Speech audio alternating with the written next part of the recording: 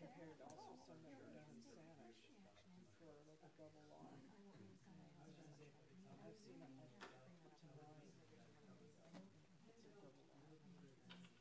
Just the ones that look like Single family dwelling, but I can tell in a piece for. Yeah. so there.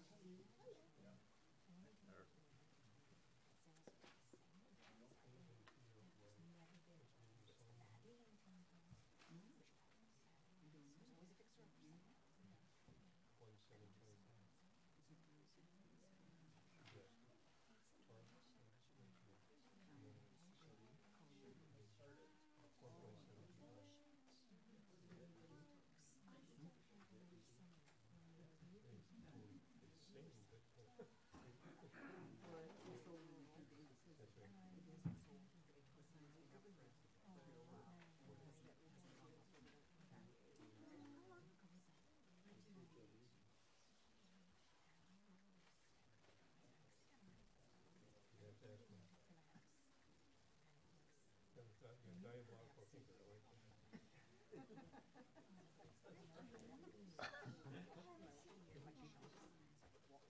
Oh, yeah.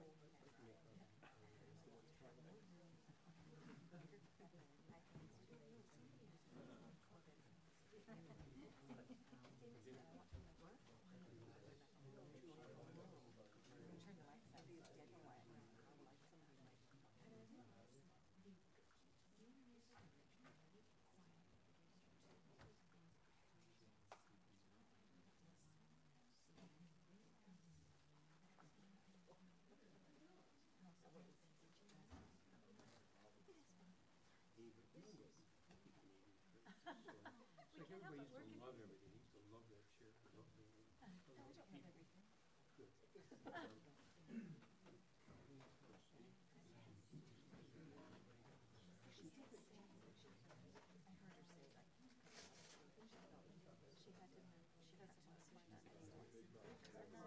When they cover what I'm interested in, they all stay in the whole night. They stay until I hear the part they're covering, and I don't know what they do because if people want to walk out. You don't know how long it's going to go on. I understand it might not be that long. First thing I did last year. But I'm just interested in one item. I want to see how they may just say we don't have the money, we're not going to do it. That's their decision. Yeah.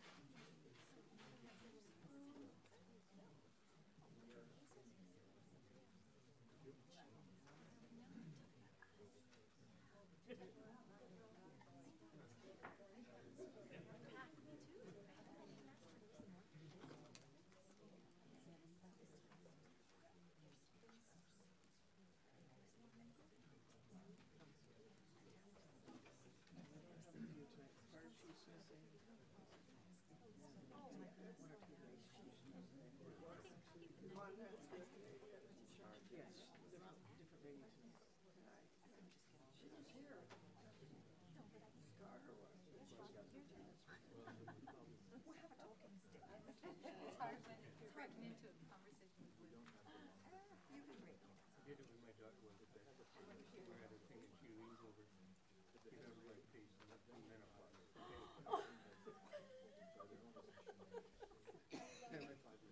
Can't argue with that. But one way to get down to ski is they're usually angled about the traffic, the speed of the traffic on our street. And that's one way, if we were to, yes.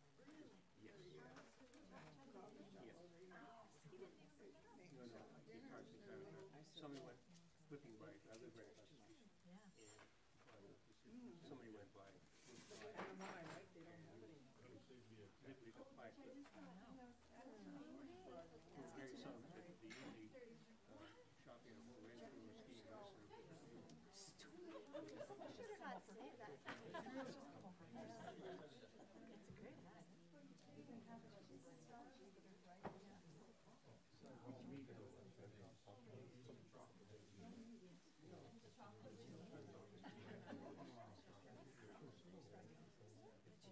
All right, the time is now.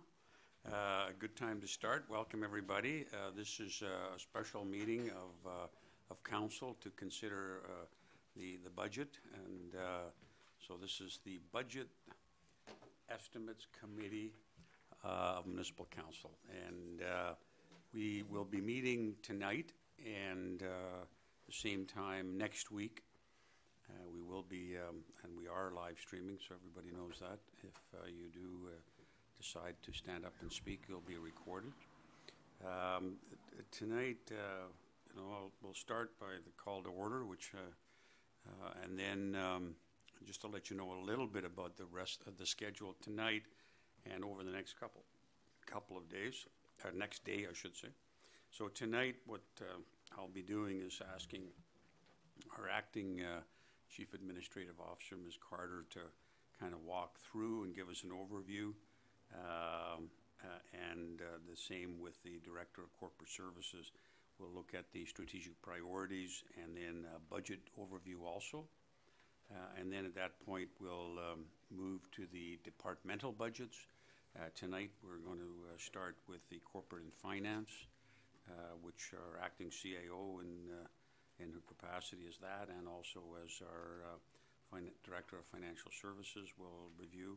We have Building and Planning, which will be Mr. Roy Thomason, our Director of Building and Planning, will be here to answer any questions and walk us through.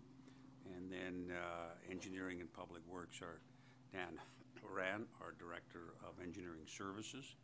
And then at that point, we will invite public input, and there'll be an opportunity to make comment and state your views on our budget, either tonight or the ones for next week, if you'd like.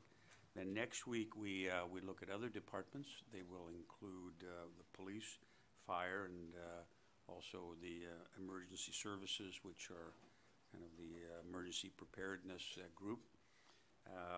We'll have some referred items we'll make decisions on. And we'll need to provide some direction to staff on some of those issues. Next week also, there will be an opportunity for the public to come and make a comment on either parts or all of the budget. So that's what we're going to do tonight.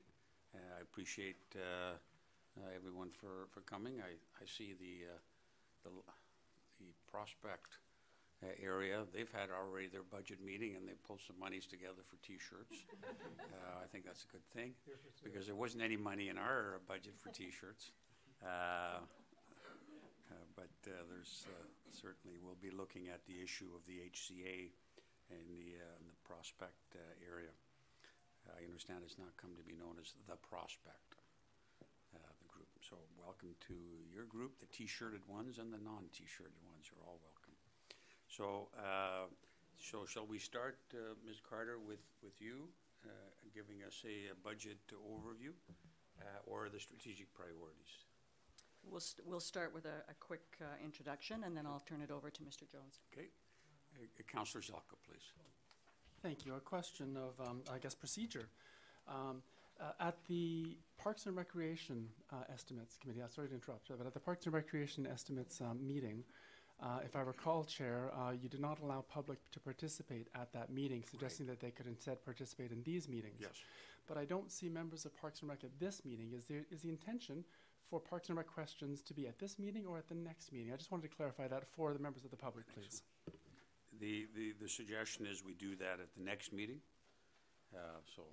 But if there are people here tonight who can't make the next meeting and would like to make a comment, we would welcome those also, because not everyone will be able to make both meetings necessarily. All right. Well, any other questions? Good. All right. So let's start. And Ms. Carter. Thank you, Your Worship. So thank you for the opportunity to present the 2017 budget to the Estimates Committee.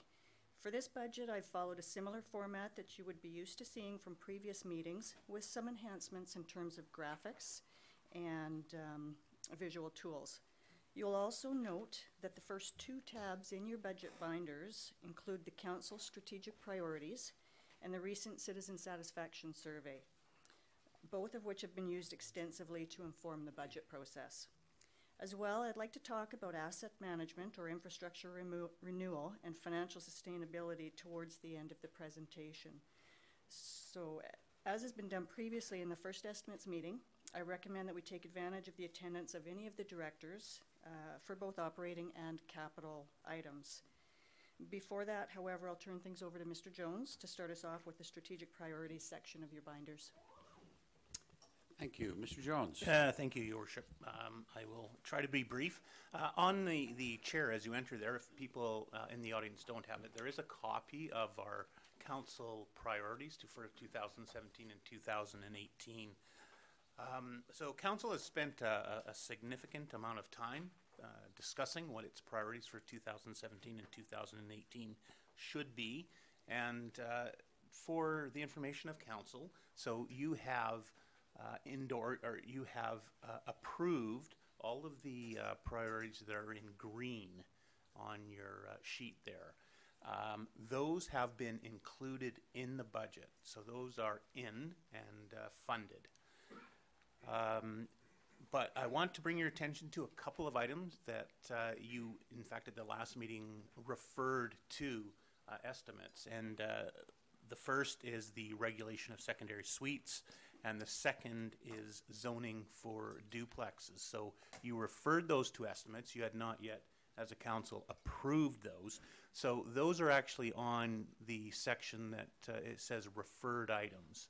And you'll see that there's a cost assigned to both of those. We've done a bit of work on that. The regulation of secondary suites, the cost is $124,000. The zoning for duplexes is $134,000. I want, though, to be clear that those are costs for both 2017 and 18. So those entire costs would not be included in your 2017 budget. And so for your information, for the regulation of secondary suites, the 2017 portion would be $60,000. And for the zoning of duplexes, the 2017 cost would be $55,000. You may have noticed in the document that there is an amount in planning to take care of so the things that have been approved by council. So the heritage conservation area, you'll see, is in there to the tune of $45,000 for the year 2017. But then there is an unallocated portion of $85,000, and that is basically money that's been carried forward from last year that was assigned to the infill strategy. That money has not been spent, so that money is available for council to use at its discretion. So, from staff's perspective, if you wanted to do the secondary suites or duplexes, that would be money that you could put towards that. I think from staff's perspective, we are quite concerned that we would not be able to do all three of those projects at the same time. We just don't have the capacity at a staff level to accommodate those. So from staff's perspective, obviously this is up to council, but what we would be recommending is that for the building and planning, the projects would proceed. We would start with the heritage conservation area. We would get that project up and running, but we'd want to make sure that we've got the resources available to get that done right. And once we know that, we would move forward with one of the other 2 projects, and that would be, we would need some direction from council on that. Would you prefer to move forward with the secondary suites, or would you prefer to move forward with the duplexes? We cannot do them with the resources we have at the same time. So the plan would be move forward with the heritage conservation area, council tell us what the next priority should be, and then after we have determined that we've got capacity to move on with the 3rd project, then we would begin with that one. The next thing that I just would like to point out, as Ms. Carter mentioned, we have included in your information a copy of the survey, the citizen survey, and would just like to mention that that's there for you to reference. We certainly have spent time looking at that at a staff level. I know council has as well. A couple of things from a staff perspective that kind of stand out. One thing that we were very happy, proud to see was the fact that 99% of the people in Oak Bay said this was a good or very good quality of life in this community. So one of the things that we think as staff is very important is that if people think it's really good, we need to make sure that the things we're doing we continue to do well. There's a couple of other pieces that we think related specifically to the budget. The first was around how would people like to see the district funding future big projects, and 61% of respondents said that they would prefer that the district set aside funds each year to fund future large projects.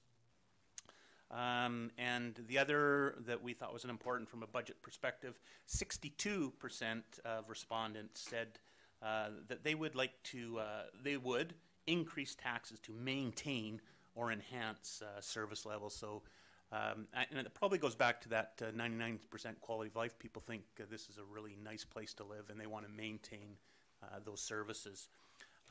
So that's for your consideration, and that's it for me, unless there's any questions. Okay, thank you very much, Mr. Jones. I don't want to put too fine a point on it again, but just so we all understand, and I think if there's any controversy in the budget, it probably is around the secondary suites, a duplex, and we know that from the debates that we've had here during the priority session and at other times. So just so we all understand, and I'll take an assumption. If we were to look at on the referrals page number 22 and proceed with that, that's the regulation of secondary suites. 124,000 is the estimate at this point. That could be divided over 2 years. So 60 this year and 64 next year. That's correct. And we already have from last year's unspent monies 85,000. Correct. That can be used against all of that 60, and then some left over for next year also. That's correct. All right. That's if that's the direction council wishes to go. And for those of you, I don't know if you had the T-shirted group. I don't know if you have color copies, but it's probably be of interest to you to know that the HCA initiative is in green, and it has been budgeted in the current budget. But until, of course, the budget is put to bed and all decided, that's still in play. All right. So thanks for that clarification and that kind of summary. Councillor Zelka, please. Thank you very much, Chair. Since questions are being invited, if I may ask a question of Oh, our absolutely. acting CAO. Over the last number of, weeks and months, when the Advisory Planning Commission, first brought forward the concept of secondary suites, actually not that long ago, at times they referred to it as existing secondary suites, and at times they've been referred to as simply as secondary suites. And I see, as mentioned here, the word existing does not appear on that line, whereas the word existing does appear on the duplexes line. Could you please clarify for me? I understood we had approved or had brought forward the regulation of existing secondary suites. Could you clarify, please? I'm going to hand this one over to Mr. Jones. Thank you. Thank you. I think we have been tried to be quite clear at a staff level that if we are looking at secondary suites, and so we've intentionally written this, is that it would be for secondary suites, not solely existing secondary suites. It would be the regulation of secondary suites. If we have that incorrect, then we would need some clarification from council. But from a staff perspective, if we want to do this, we'd be moving forward with the regulation of secondary suites, current and perhaps future. Again, that's subject to our direction, Councillor Zelka. We can go in one or the other direction. And okay, good. Thank you. Thanks a lot. So, are we ready for the budget? Oh, yeah, Councillor Murdoch, please. Thank you. Through you, Chair. Just for my clarification, I think I understand this. The $85,000 that's carried over from the infill housing strategy, that was a budget item that we're not moving forward with at this time, it looks like. So are there actual restrictions on the use of those funds? I mean, essentially at this point, they're just surplus funds from last year, correct? We could apply those to any or some of the costs, any of the other costs attached to our municipality? Through your worship, I can answer that question. The money was set aside as it wasn't used at the end of last year, so it is currently as an operating reserve, and if council so chooses, they can redirect those funds. Thank you. Very well. Now, Ms. Carter, over to you to tell us about the budget and the budget overview. Thank you, your worship. So just a little bit of background. As you know, typically property tax is the primary source of revenue for local governments. These taxes fund a wide variety of public services, including protective services, streetlights, roads, storm drains, parks, and recreational facilities, as well as other administrative and legislative functions. My starting point in preparing this budget document was the approved provisional budget from the fall and winter of 2016. So this slide, if you can see it, it's not terribly clear. It shows you the breakdown of our revenue sources for the District of Oak Bay in the general operating fund that is before you. So this doesn't include the sewer or water funds, as those were already dealt with in the fall.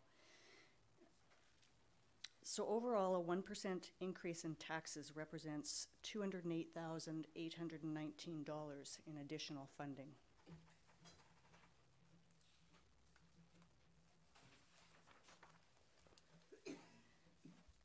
And then this slide, just to give you an example of the breakdown of expenses that are included in the budget as well. So these are expense allocations in providing the day-to-day operations and capital maintenance for the municipality. So what does all this mean for an average home? Just before you go on, I wonder if it would be helpful, because it's fairly small, the print, if we can go back to the first pie chart, and just if we can walk around that slowly, and you can tell us the colors and the percentages. I think that would be helpful to all gathered here. And then if you can do the same thing for the expenditures. May also be helpful to people who are live streaming it or will watch it later. Okay. I'm just going to bring it up on my system as well. Bear with me a moment. My printing isn't much bigger.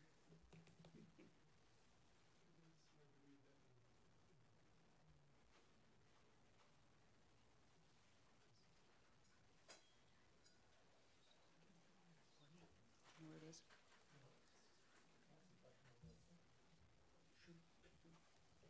I just may ask a question while you're, just for clarification. These look like, from what I can read, it's hard to read.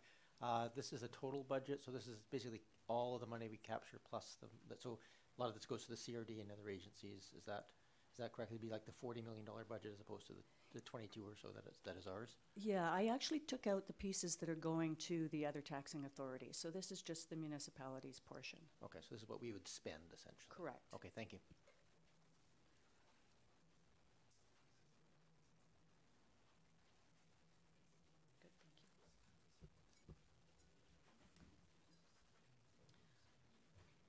Okay, so the largest piece of the pie chart there is the blue piece, and it is for municipal taxes. And that represents about 39% of our revenues. To the left of that, going clockwise, the sort of burgundy-colored piece of the pie is taxes for, pardon me, taxes for others. So my apologies, you're right, that is in here. I didn't realize it was in the pie chart. And that equates to about 32%.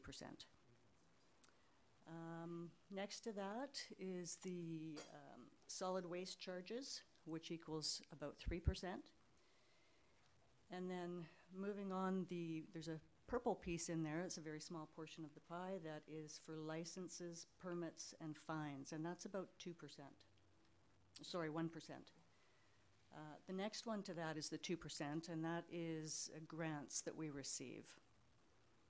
And that doesn't include the recent grants that we were approved for, as those are showing up in other areas of the budget, such as the water fund. Next to that is the rentals and transfers, and that works out to about 6% of our budget. The recreation revenues that we receive is 15%. And then at the very top, the small slice of the pie there is for miscellaneous items, and that equates to 2% of the revenue budget. So just to get back to Councillor Murdoch, that kind of burnt orange next to the blue, that's really a flow through. It comes into our budget and then it leaves our budget to be paid to people like the CRD as an example. Okay? That's correct, yeah. Okay, thank you. So that's the revenue side. Now the colorations for expenditure. So on the expense side, at the top capital expenditures, there's sort of a teal green or blue colored piece of the pie there. And that's capital expenditures, which is 13%. Next to that, to the right, is another blue slice, and that is for general government services, and that's 9%. That includes our legislated functions as well. Next to that on the right is the police budget at 16%. And the green piece under that is fire and emergency services at 14%.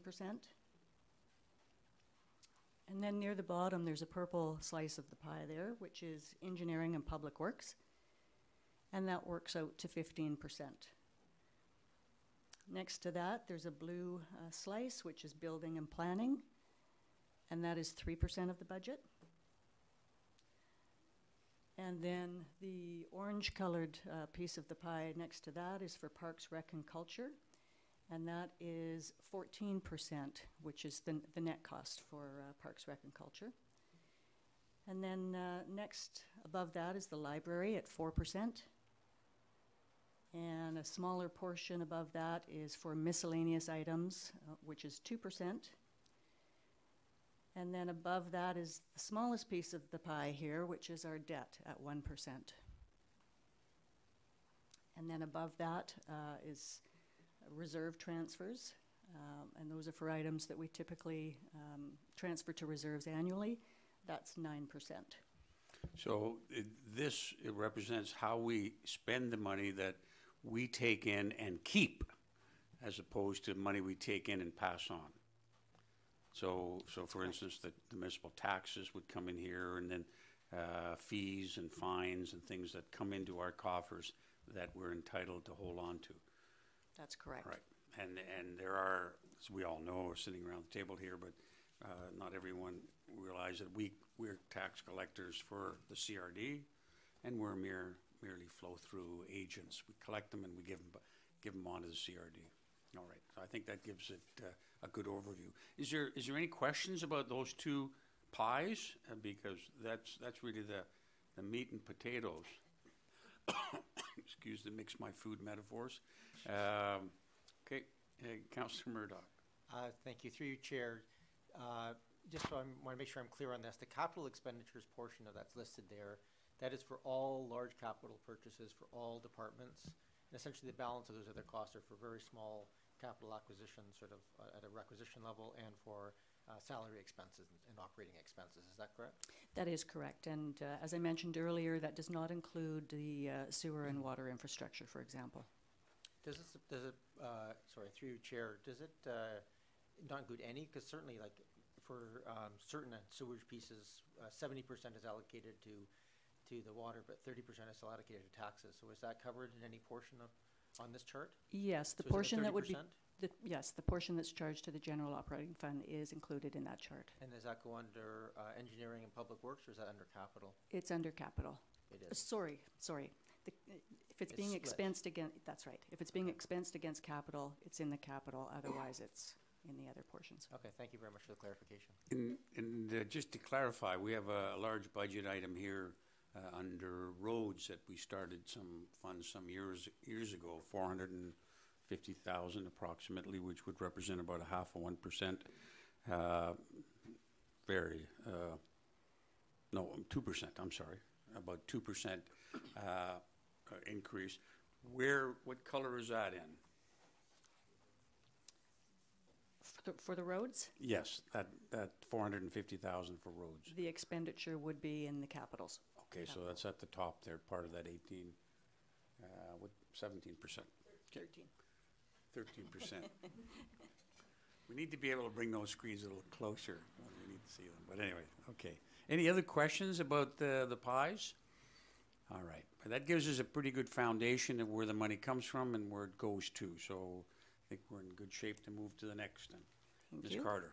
And point to note, I'll make that a little bit larger next year so we can all read it. When we'll be older, so it should be, our sights will be a little less acute.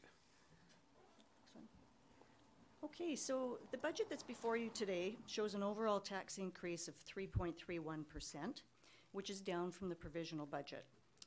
This translates into a 2.9% increase, or $88.91 before the solid waste charge for an average residence. When the solid waste charge is added, which has increased by $9 this year, the combined increase for a single-family residence is 2.96%. As in most years, the solid waste charge helps to reduce the percentage increase. And the change from an overall increase of 3.31% to 2.96% for an average residence is due to residential new construction, or also called non-market change, that Oak Bay experienced last year, which is now part of the 2017 tax base, as well as shifting of the tax burden between property classes that occurs through BC assessment. So this year again, most of the new construction is in residential property, and it's higher than the previous year, although still relatively low. To give you an idea of why I say this, the average new construction in 2013 was $83 million. In 2014, it was $55 million. In 2015, it was $28 million. And in 2016, it was $31 million. So the amount for 2017 is approximately $36 million. So although it's higher than the previous year, it's still lower than the increases we saw in 2013 and 14. And the new construction helps to reduce the overall tax increase. So without increasing the amount of municipal tax that a previously existing house has to pay, we're able to raise approximately $89,000, or slightly less than 0.5% due to the new construction. Assessed values are determined by BC Assessment, and in the case of residential properties, the assessments represent what a property would have sold for on July 1st of the previous year. The financial plan bylaw states that the tax ratios between the three major types of properties must be adjusted each year so that each property group receives the same tax increase. And those properties include residential, business, and recreational properties. So as you know, we also have one farm property in Oak Bay, and due to the way that farms are assessed by BC Assessment, the value of the farm is much less than it was before it changed its classification. As a result, in order to make things more equitable, we review the assessment changes of neighboring properties and set the ratio so that the farm pays the same amount of municipal and therefore CRD taxes as it would have done if it was still in its former category of Class 1 residential. This results in a very high ratio for the farm. Last year it was 912 times the residential rate.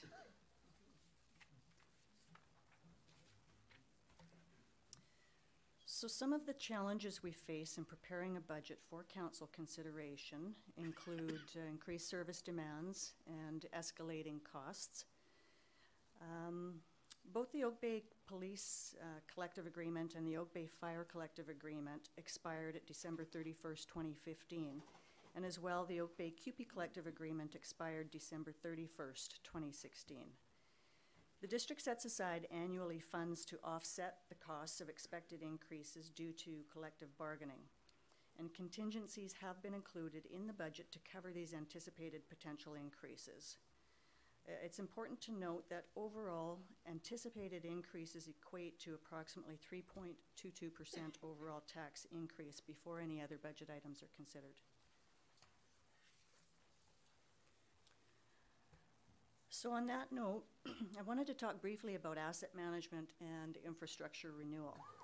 To Council's credit, one of the items listed on the strategic priorities document is asset management, and funds have been set aside to prepare an asset management plan for the district facilities and infrastructure such as roads and pipes. Undoubtedly, this will result in a process of long-term financial planning for infrastructure renewal over the coming years. To this end, I feel it's important that the district gets out ahead of that curve and begins now to set aside additional funds for this purpose. There are many options in terms of financing infrastructure renewal. And not to scare you, but in a perfect world, for example, we would be able to set aside an amount equal to our annual amortization costs, which in the case of Oak Bay would be $1.7 million per year. So I had the opportunity to compare notes with my colleagues in the region, and while all are aware of the need for setting aside funds specifically for infrastructure renewal, there's not a consistent approach. It really was all over the map. So the next slide I put before you is a model that has been used successfully in the past, and it's what I call a multi-year mill rate strategy. So this model has the effect of smoothing unnecessary spikes in taxes in order to replace significant assets. In this case, if we know, for example, that we will require a certain amount of funds in a given year for life cycle replacement, we start setting aside funds much earlier. This will ensure that in 5 years or longer, for example, when the asset requires replacing, the funds are already set aside for that purpose. So in the absence of an actual asset management plan as of yet, I'm recommending that Council give consideration to setting aside at least an additional 1% in taxes for that purpose. And that hasn't currently been factored into the budget at this time, but something I think we need to look towards. And so that wraps up the general overview. And then once, I guess, back to you, Mr. Mayor, and once we go through questions, then I can start going through the other portions of the budget. Okay, thank you very much. Now, some years ago, we started putting monies into our asphalt, our roads, and we added at the end of the budget. I think the process that an example had been set by Saanich, as I can recall, where they had added a kind of a road extra to their budget. So how does that factor into your suggestion? If you can go back to this one slide before this here.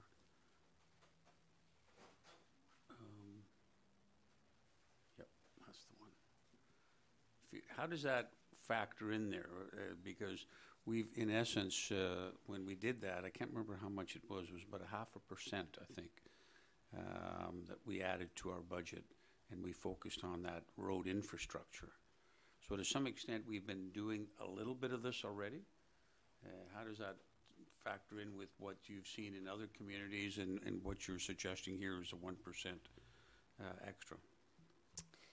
Certainly, I can answer that. So we do set funds aside in the budget for pavement management each year, and this year that has increased by approximately $100,000, I believe.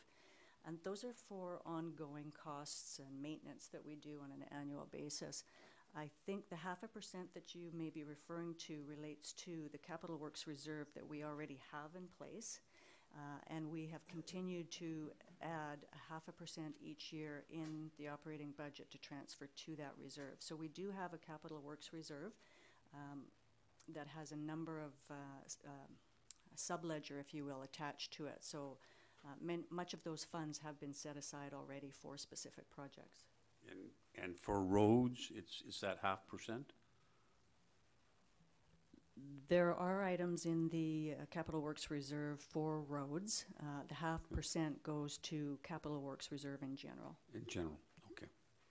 Because I think there at the time we decided to do this, the focus was on roads, but that may have been kind of been scoped out a little bit over time. All right, let's see if there's any questions on this general introduction before we kind of start drilling down. Councillor Murdoch, please. 2 quick questions. 2.96% average home, what is the actual total increase of the budget? The overall tax levy increase?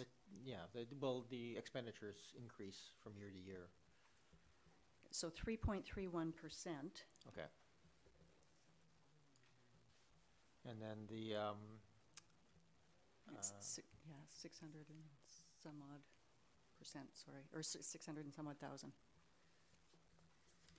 and the other question I have is just on on that last chart that was up there, the 3% that's showing at the top. It's basically saying that the 2.96%, right, is the 3% at the top.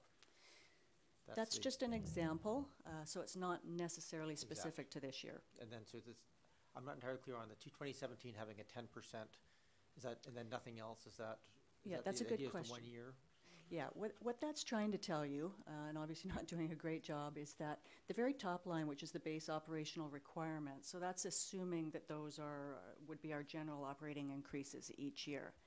And once we have the asset management plan that identifies the life cycle renewal of a number of these assets, we can equate that into a percentage increase that we will need. So for example, in 2025, we may need to have raised 10% of taxes in order to cover our replacements for that year.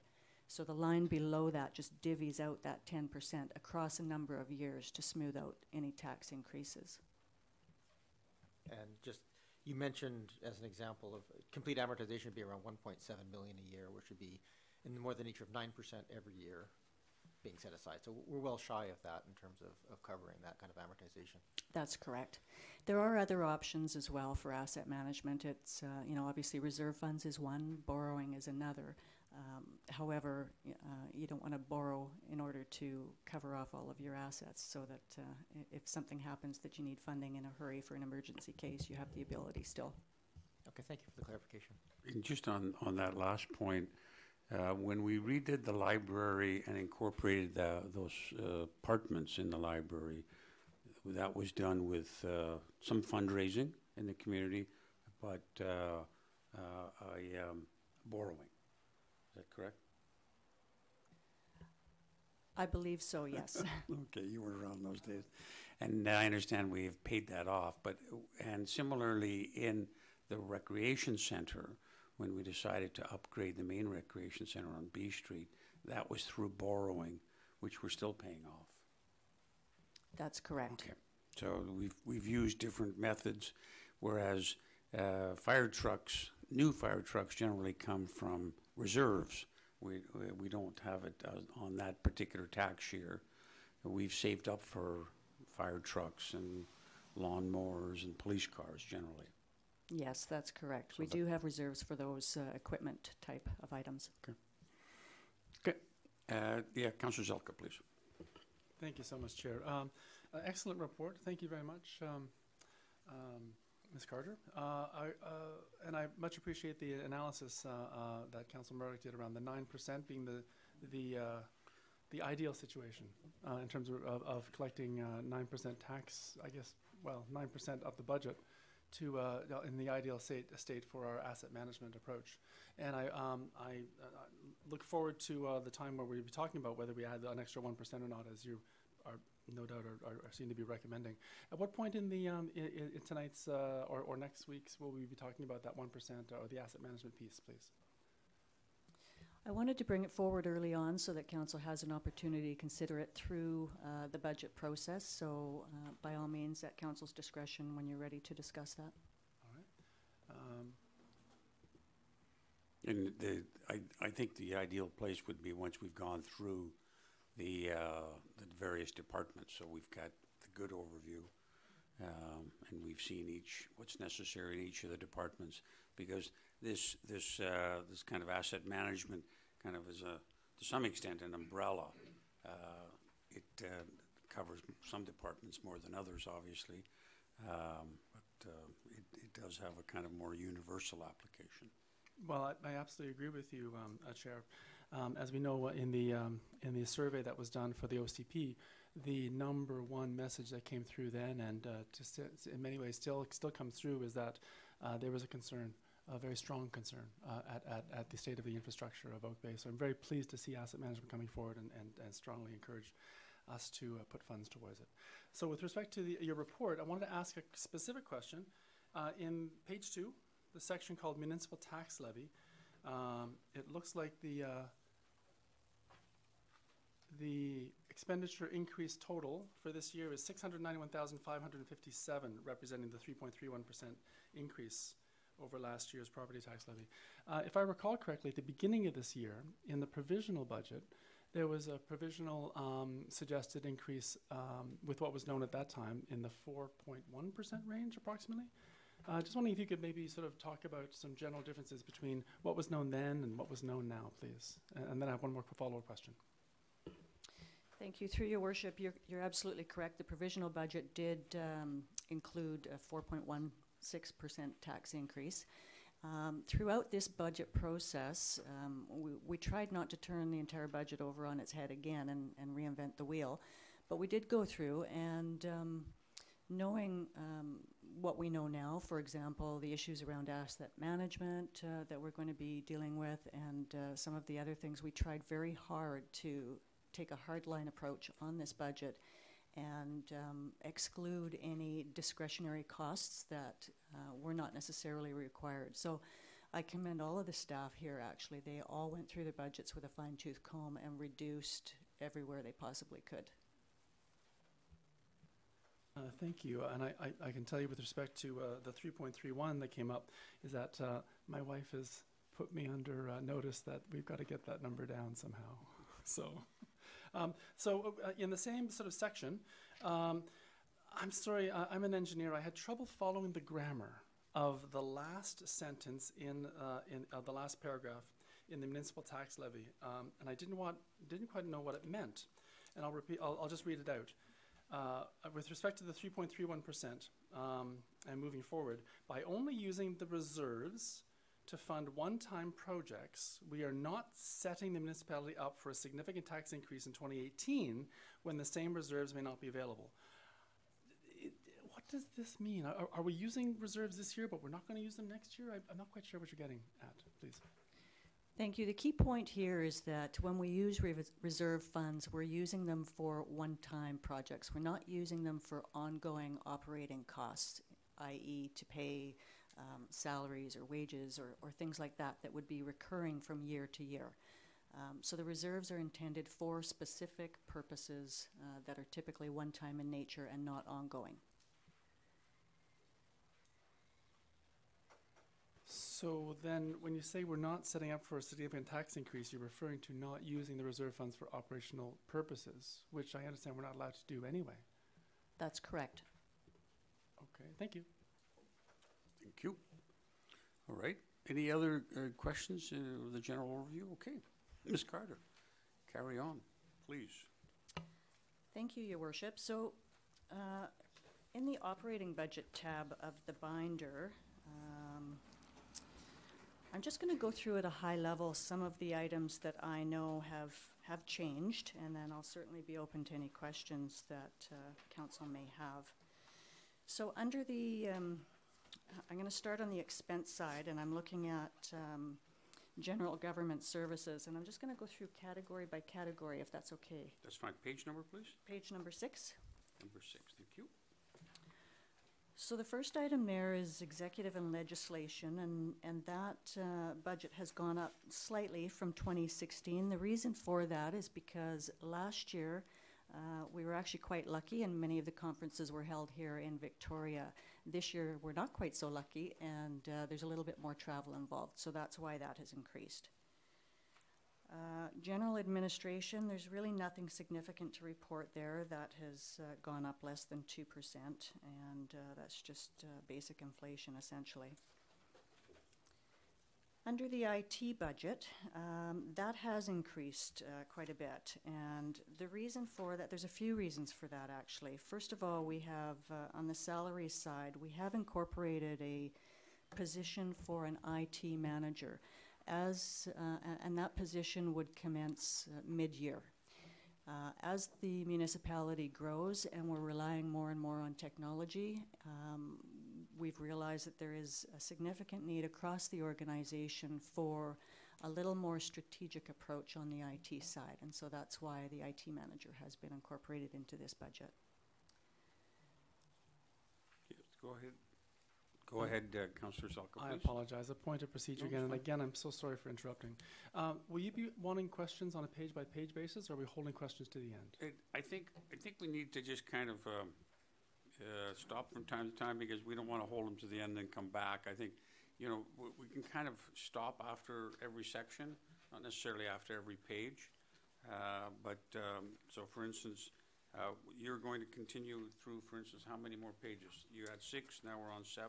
I'm going to go through to the end of page 8. Okay, so by the time we get to the 8, we'll go back and then see if we'll capture any questions, and we'll do the same thing for when we move over to the sidebar here. Okay, just continue then, please, Ms. Carter. Okay, thank you. So again, in the IT budget, there are some other increases that I'll point out, and those relate to things like licensing costs. We did a complete analysis this year of our IT budget and the costs that were coming up for the year. So for example, previously we had a number of licenses that would come up for renewal in the second or third year. They weren't necessarily annual renewals. And when we started to look in further detail, we realized that our licensing costs had gone up, and we were facing significant licensing costs in the current year. So that's licensing to use software, for instance. That's correct. Okay, thank you. And what line is that on that you're referring to there? That's overall. There's Overall, okay. Yeah. Thank you. Basically maintenance software for the most part. In the next section, other general government, there's nothing of significance there. In fact, that budget has decreased from the previous year, and that's just due to cost savings. Going on to page 8, under the municipal hall, that budget has increased slightly, and that is a direct result of increases in utility costs. And also the janitor contract increased slightly. And there was no change in the building repairs. So that's the operating side of general. Okay, let's stop there and cover those, see if there's any questions on 6, 7, and 8. Councillor Zalka, you had something on 7, was it? Yes, please. Actually, page 6, conferences. There was a suggestion that the 2017 Mayor's Caucus, I heard, was very successful. But I also heard there was some concern initially when it was brought forward that to try and keep the cost to a minimum. Will we be getting a breakdown of the costs on a sort of a per conference basis, or did you want to maybe address the 2017 Mayor's Caucus at this time in terms of what it cost? Was there any revenue? What was the general Well, net effect? I can answer some of that. All the costs have been segregated off to a different account. Doesn't appear here because it was run as a separate organization. What's being referred to as the cost of 2017 Mayor's Caucus was my registration that was approved. But other than that, there was no other implications for staff or costs.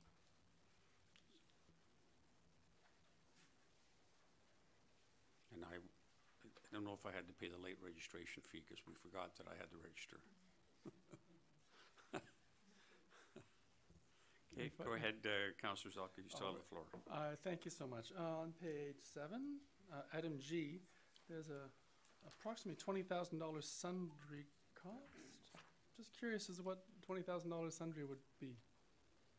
Is it just that's an actual cost for 2016? So you're on page 7 on the letter G? I am. Thank you. So in that item, the actual costs relate to a housekeeping item that had to be cleaned up from the books from a prior year, and there was really nowhere to charge it, so that was sort of the catch-all account to correct that. And same page, please. I see that the IT budget is increased by almost 78%. I guess primarily with the addition of one new staff and, of course, the licensing fees. Was there any other way that we could keep the cost down, or is this the staff's recommendation in terms of trying to keep the cost to a minimum? This is it in terms of what's recommended. Yes, that's correct. We did look very closely at this budget because it was increasing, and unfortunately, what we determined came at the same time as the request to increase an IT manager position. But just to give you an example, some of the items that we've been coming across for the province has changed their homeowner grant and school tax administration, and our existing systems weren't up to speed in terms of managing that. We were behind a number of patches, 27 or 28 patches that had to be implemented in a hurry. If we had been a little bit more strategic about those types of things earlier on, we wouldn't have faced that necessarily. So, And for those of us who don't talk IT, what's a patch, please? a patch is our land system, which we use for all of the properties. Building and planning uses it as well. They provide the software system, and as they find things to be fixed throughout the year, they'll send out a patch that you apply to your operating system. So it's kind of like an upgrade that corrects a gap or a problem. Okay. Okay, thank you very much. And yes, Councillor Croft on this section, please. Yeah, thank you. And again, it's through you, Chair, to Ms. Carter on the information technology. These information technology items, can you just say how they're different than the things in maximize use of technology that's been reduced to a no-go in the strategic plan? Or are these more maintenance as opposed to moving forward? Yes, through your worship, you're absolutely right. These are maintenance of existing systems that we already have. The items that are on the council strategic priorities would be new items to gain efficiencies, for example. Okay, thank you very much. So any other questions on this? Councillor Murdoch, please. I'll follow up on that one first through you, Chair. My understanding is that there's some upgrades required to the financial system, for example. I think they're even in the budget as it stands. So those are not the projects specifically talked about in the strategic plan, but they're separate, just a basic upgrade to the software. Yes, that's correct, and those are actually shown in the capital portion of the budget, so they're not included in this operating portion. The operating portion is just for things like software maintenance and ongoing upkeep of existing systems that we already have. Okay, and just so I'm clear, because there was, my understanding there was an assessment being done in terms of what the needs were for that financial software, and so what I see in the budget from the capital perspective is just an upgrade of the existing as opposed to anything new. So is that the strategic direction then going forward? Is that the new version of the current is the best way forward, or is that still up in the air? No, it is the best way forward. In fact, the systems that we have, both Tempest and Vatum, Vatum being the financial software package, the software companies will no longer support the versions that we have as of a specific date, so we are required to upgrade or purchase a new system, and that's really cost prohibitive at this stage. So this will keep us up and running and provide the support that we require on an ongoing basis. Okay, thank you. My other question is, in previous years, quite often our IT budget has been, sometimes the software has been, previous years it was all sort of bundled into each department. There were software upgrades, and they were often not used. And that's appreciated. Many times just they didn't need a new version of Office or what have you. But obviously all those budgets are carried forward and form part of the surpluses. So I'm curious about how much of this, well, these are listed in the operating funds. Certainly some of these upgrades I would think could come out of capital that came out of reserves from those carryovers from previous years. Yes, that's absolutely correct. And where we have had the option, we have used those funds instead of new tax funds to fund those upgrades. And just to give you a bit of an example, you were talking a little bit about the strategic priorities and the IT items that were on that. Some of those items, it was suggested that they be deferred, and you'll see them in red on your strategic priorities document. And the reason for that is because different things have come to light. So for example, with the VADM software upgrade that we are required to do anyways this year, there is an option for budgeting. And budgeting, a budgeting software package is one of the items that was on your strategic priorities. So I tended to put the brakes on that until we see what's available in the new upgrade that we get. That's sufficient, okay. Thank you. Then the other question I had, I guess I have a little bit of concern about the addition of an IT manager. We had one part-time IT person in the past with a contractor, then we have now a full-time IT person, and now we have considering a full-time manager. I'm assuming that's the nature of the role. And I've been around the IT industry long enough to know that IT managers like to manage projects, and every project that would come with impact on the departments that they're involved in. So I'm just curious about the timing of this when we have everything. The staff are so busy with all of the other projects going on, to have someone coming in who would really be looking for new projects that would impact all these staff, if this is really the appropriate piece, or if we should look at some other mechanism of using that. Sure, and that's a good question.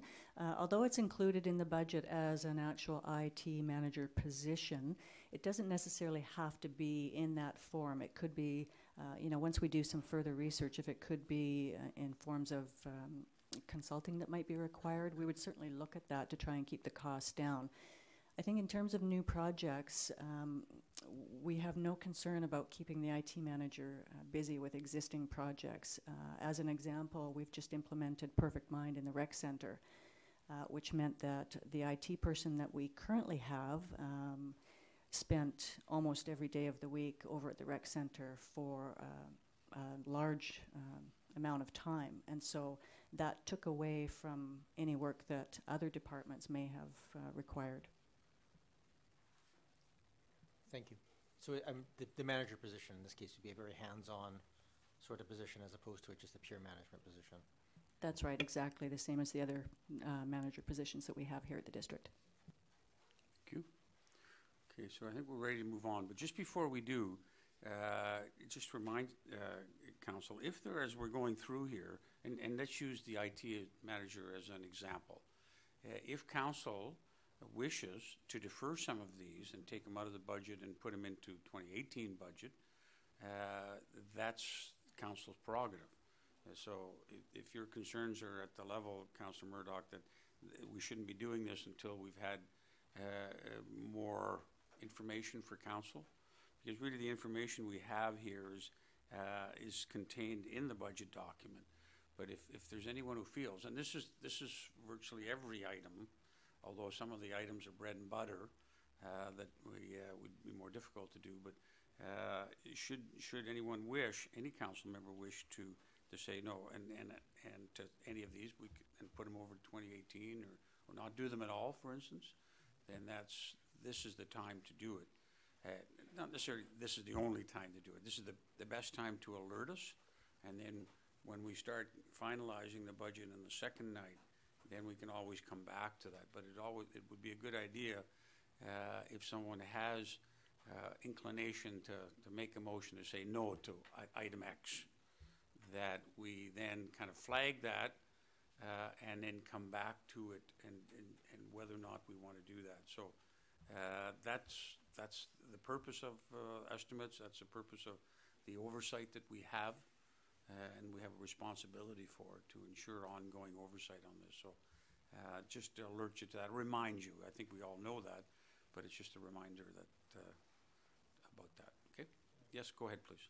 So I'm not going to make a motion here or anything, but I think I would just see my comfort with this is not with the IT manager being required or not required. I think my general concern is we have an increasing number of staff at the sort of general administrative level of the municipality, and that constantly eats away at our costs in the municipality. So I don't necessarily want to say that's the right or wrong thing. I think we have a responsibility to contain that cost overall and direct the CAO within her powers to kind of look at where those monies should be spent.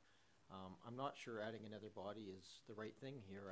It's always problematic because we are a small organization, so we probably need 1.3 people in IT, and we can't do it. So are we looking at 2, or are we looking at 1 stretched very, very thin?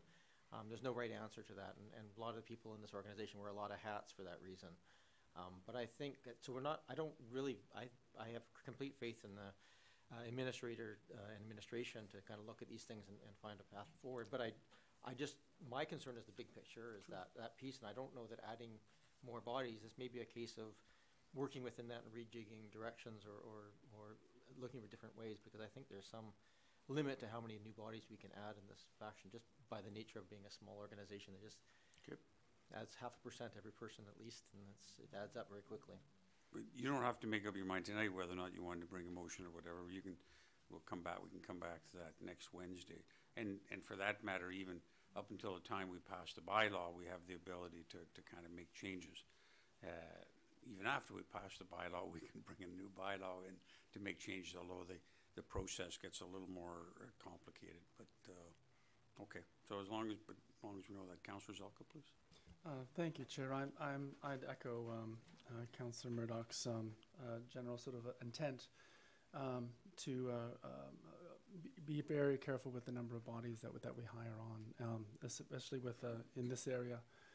It would be great if this person, as I say, could be like a half resource, or ideally someone maybe with archival skills, and they can do half archive, half at this area. Who knows? But with respect to before we get into a full-time position, I understand, for example, we're holding off on redoing the website till another year, and maybe that might be an appropriate time to look at bringing another resource on where there are more identified resources. I'm 78% increase in this area is a concern for me. Thank you. Thank you. Okay, you can always come back to that should you wish to make a motion later tonight or next week, or even prior to the budget being finalized as a bylaw. All right. So thank you. We're on to capital. That's right, because operating in Chair. Oh, over there. Sorry about that. I heard a voice. I should be. I'm obviously Councillor Kirby. not on my game. I should have been a little faster to insert myself. No problem. We haven't moved forward yet. I had one suggestion. As we do have extensive consulting fees from our communications services, and I'm just wondering if that's a possibility of combining services when you have IT and communication skills, that those often have crossover, and there's another possibility for when seeking out this employee or this person and carrying the tradition of Oak Bay having people that have multiple skills and wear different hats in different areas. Maybe that's a possibility to reduce the consulting fees and bring somebody in-house for communications. Okay, thank you very much. Yep. Councillor Zelka, before we move on to capital? Yes, a general question. I've heard the word surplus used tonight so far, and I've heard the word reserve used so far, and I've heard the word transfer used, not necessarily maybe in the ways it's supposed to be used. Could you please clarify the difference between a surplus and a reserve fund, and any restrictions that are on one versus the other, please? Certainly I'll start with the reserve funds. There are statutory reserve funds, which would include things like the Capital Works Reserve and some trust funds that we have set up. We typically set aside, there's bylaws associated with those where we set aside funds for those specific purposes, and those are the mechanism is laid out in the bylaws. The transfers that you're referring to, when we have certain projects that are ongoing that span a fiscal year end, for example, typically those would fall to the surplus unless they're carried forward to complete the project. So those would be the transfers I think that you're referring to. And sometimes I also see that, for example, within this budget, quite often the word transfer from reserve or transfer to reserve is also used in that case as well. That's got nothing to do with the surplus funds. It can, but not necessarily, no. So transfer from a reserve to an operating fund would then potentially could go into a surplus at the end of that year? Is that what you mean? So typically what happens is as we go through the budget process, items that are approved in the budget process, such as I'll use equipment replacement for Public Works as an example, those are typically funded from the equipment replacement reserve. So if those funds are expended in the year, then we transfer the funds into the transfer the reserve fund into the operating fund to cover those expenditures as approved through the budget process. Thank you. Kind of like saving for a lawnmower and taking it out of the saving account and buying the lawnmower and equipment reserves. Okay. So last, if I may. So then it sounds to me like while we have restrictions on the reserve funds, we really don't have any restrictions on the surplus funds. They fall to be able to be used at the pleasure of council.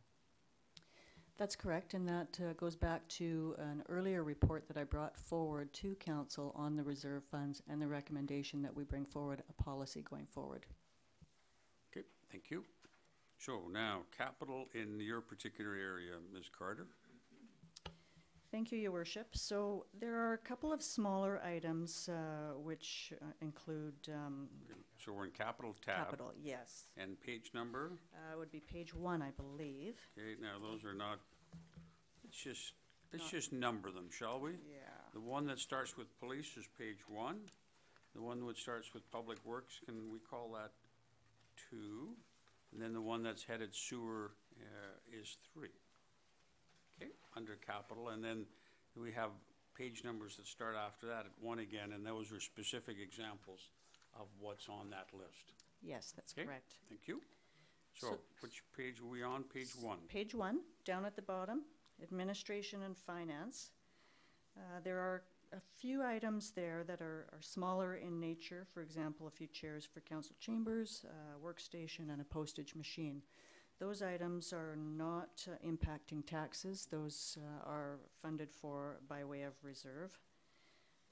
We also have, as mentioned earlier in this meeting, a couple of software upgrades, one being the Tempest upgrade and the other being VADM software upgrade.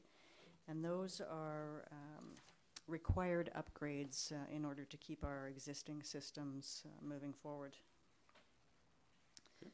There's a new item there called Tempest Calls Mobile, and that is a smaller item, but it does impact taxes, and as it's something new, and that relates to providing customer service for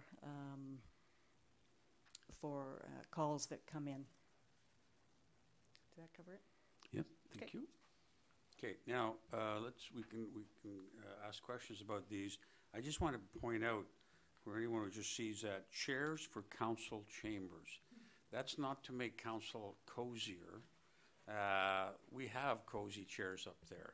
This is a suggestion because of the typically when staff sit during meetings on the right-hand side, they sit on the wooden chairs, which are less than ergonomically comfortable, and some of them are now being used tonight. So this is for staff, because particularly when you think about meetings sometimes start at 7 and go to midnight, and having to sit on those wooden chairs, which council doesn't up there, may be a wise idea. I just wanted to kind of break that down a little bit and realize it's not to make councillors more comfortable.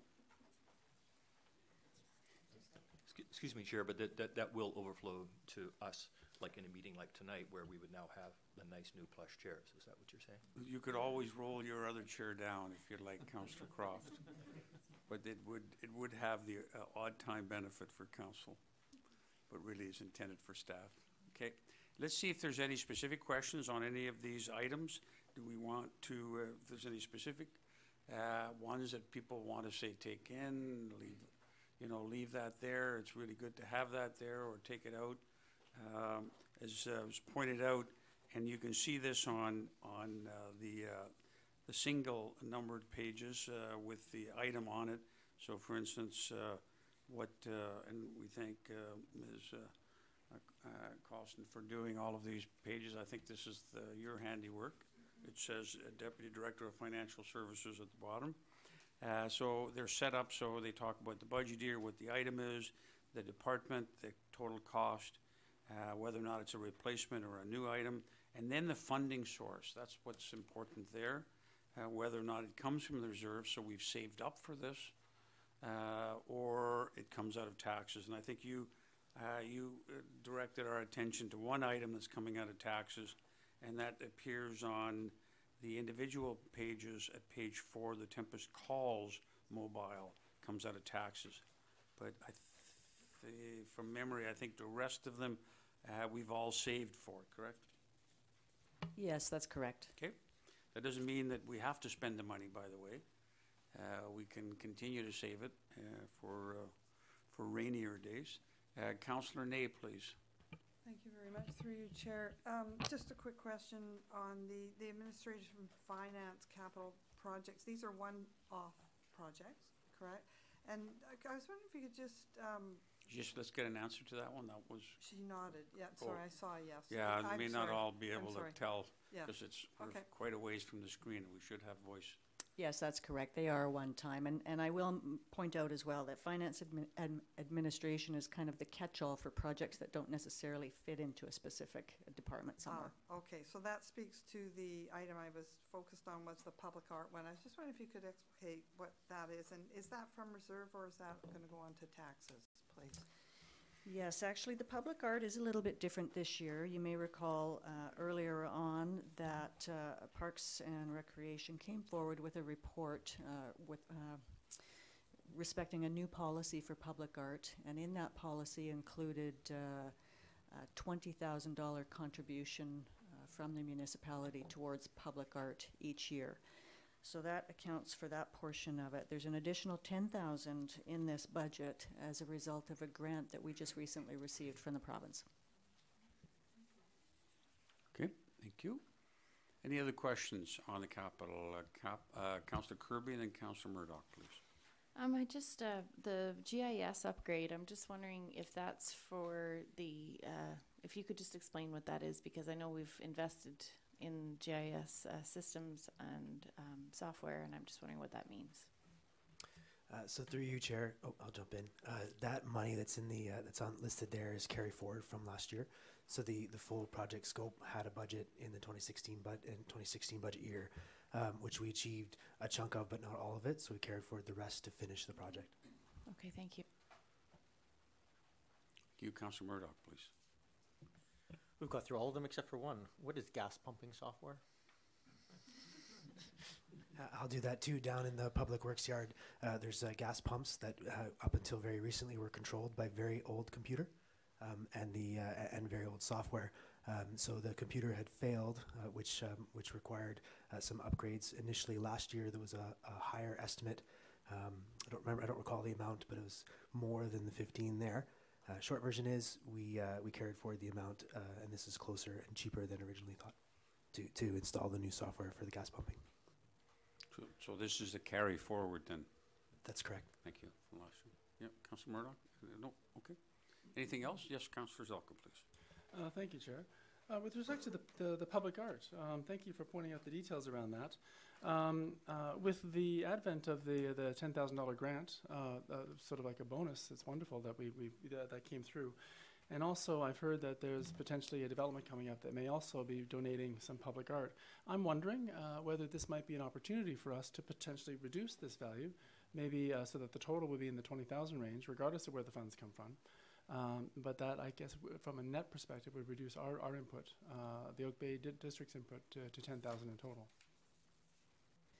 So typically what happens with the Public Art Fund is there is a reserve set up for public art, and the funds that come in that go towards public art that are not used are transferred into that reserve at the end of the year. So they don't fall to the surplus, but they're carried forward for future years with regard to public art. I see, so you're referring to, so these are, maybe I missed that, so these are restricted, reserved funds. Yes, that's correct. Thank you very much. So you're not, you want to leave it in then, on that basis? Do we have the option to take it out? It sounds like we don't. So the No, question is, do it's- we have the option to change it? Well, the option is always, we have a reserve account not to spend it. Right? It just has, reserve account means in this calendar year, it means there's no tax implications. There was in prior tax years for that, but just because you have a savings account doesn't mean you need to spend it. But in this particular one, there's 10 of the 30,000 is for a grant, and what about the other 20,000? The other 20,000 is from taxes, and that relates to the policy that came forward to council recently. So these are coming from taxes. Thank you. So I hear that this would then have an impact on the actual taxes that we'd be putting forward to essentially the 3% of taxes. Yes, the 20,000 portion would have an impact on taxes. All right. Is there an opportunity then to put forward a suggestion or a motion? Is that what you would prefer? Could do it now. I mean, it's a little early. I think what we'd probably do is just if you would flag it, All right. and then as we get to the end of the budget process, then we're going to have to go back and make some hard decisions, and this may be one of them.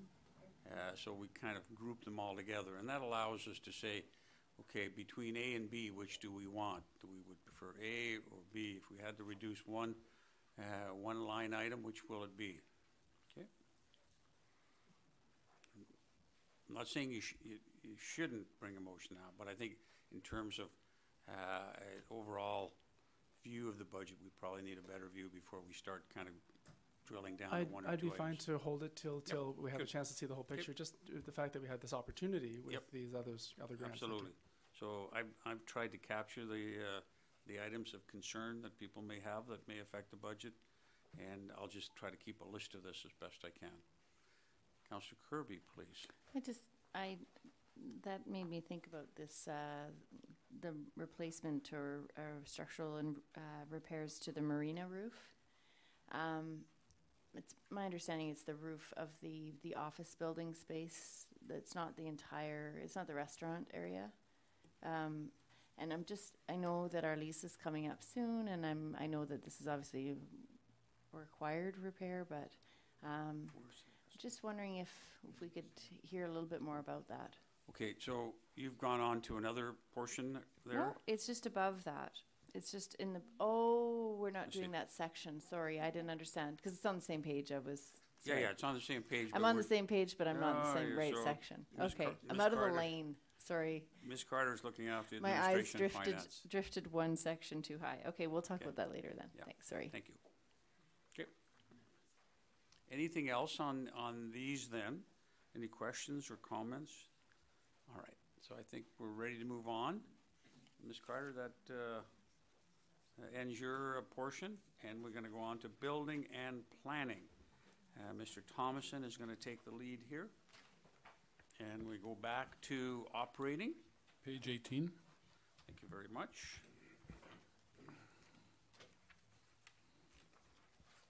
Okay, we all have that. Thank you. So, And how far are we going to go on this, Mr. Thomason? one page. This, Page 18. that's it. And then we're going to move on to capital after that? Yes. Okay. So once we've covered at the end of 18, I'll ask if there's any questions. So there is some increase in the salaries, and that is due to the hiring of the planning tech that we hired in 2016. And also the building official bylaw officer has gone from auxiliary to full-time, so there's a slight increase there in terms of salaries and benefits. The other item of interest would be the consulting fees, item 155,000. There is, as my colleague earlier stated, 85,000 from the infill strategy and secondary suites that has been carried over. And that 155 also includes the heritage conservation area proposed for Prospect Place, or Prospect area, and some other consulting of 25,000, and that is anticipated to arise from a report that would be coming to council later on, where we anticipate that we may need some additional consulting in terms of sea level rise. Okay. Thank you. The other item that's increased is the advertising, and that is primarily, well, advertising has gone up in cost, and also we use that for public hearings and public consultation processes that we have during the year. We're doing more public hearings, so that's why there has been an increase there. We're seeing more development, and therefore more public hearings are going to be involved. Thank you. Slight increase in the replacement of small equipment, and then the other one, sundry contracts, has been decreased down to 8,000, and the sundry contracts generally covers bylaw reviews that we have over the term of the year. And I don't think there's anything else on that that's really been changed much. Okay. So, and as an example, when we're talking about transfer to reserves, we have here just below the letter D, which is sundry contracts. The next line is transfer to reserves computers. So that's us putting money into a savings account essentially for future years. And I for think computer replacement, yes. Yeah. So you're suggesting you double that amount this year from last year? Yeah, there's some new monitors that we're looking for the larger screens, because we're dealing with looking at maps and things like that with customers at the counter, and we'd like to get some larger screens. That's an example, I think, coming back to what Councillor Zelka asked about earlier, money going into reserve for future purchases in other years. Okay?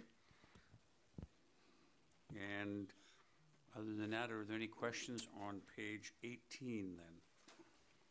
Go ahead, please. Through you, Chair, I just, the bylaw reviews, the sundry contracts for bylaw reviews, see that we spent $750 last year. I just would like to understand what that means. Well, if we do amendments to any of our bylaws, we generally have reviews done, and that also can include some legal reviews. Like the zoning bylaws, we want to make sure that when we are making those changes, that we aren't going conflict to legislation and legal process. Thank you. Okay. Councillor Ney, please. Thank you, through you, Chair. I just noticed the budget for pound charges, 74,000. And there is a comment that about 86% of the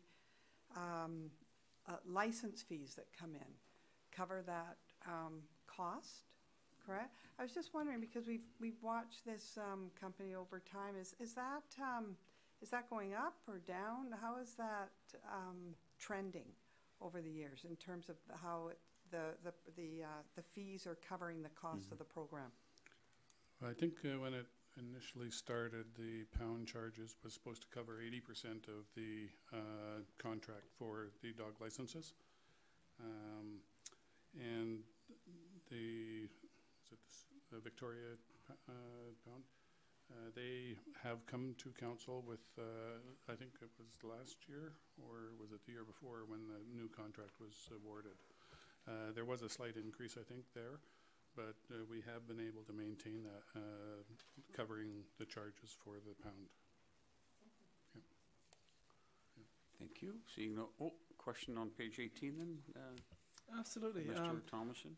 Thank you very much. On page 18, I appreciate, for example, the Heritage Conservation Area being bundled into the consulting fees.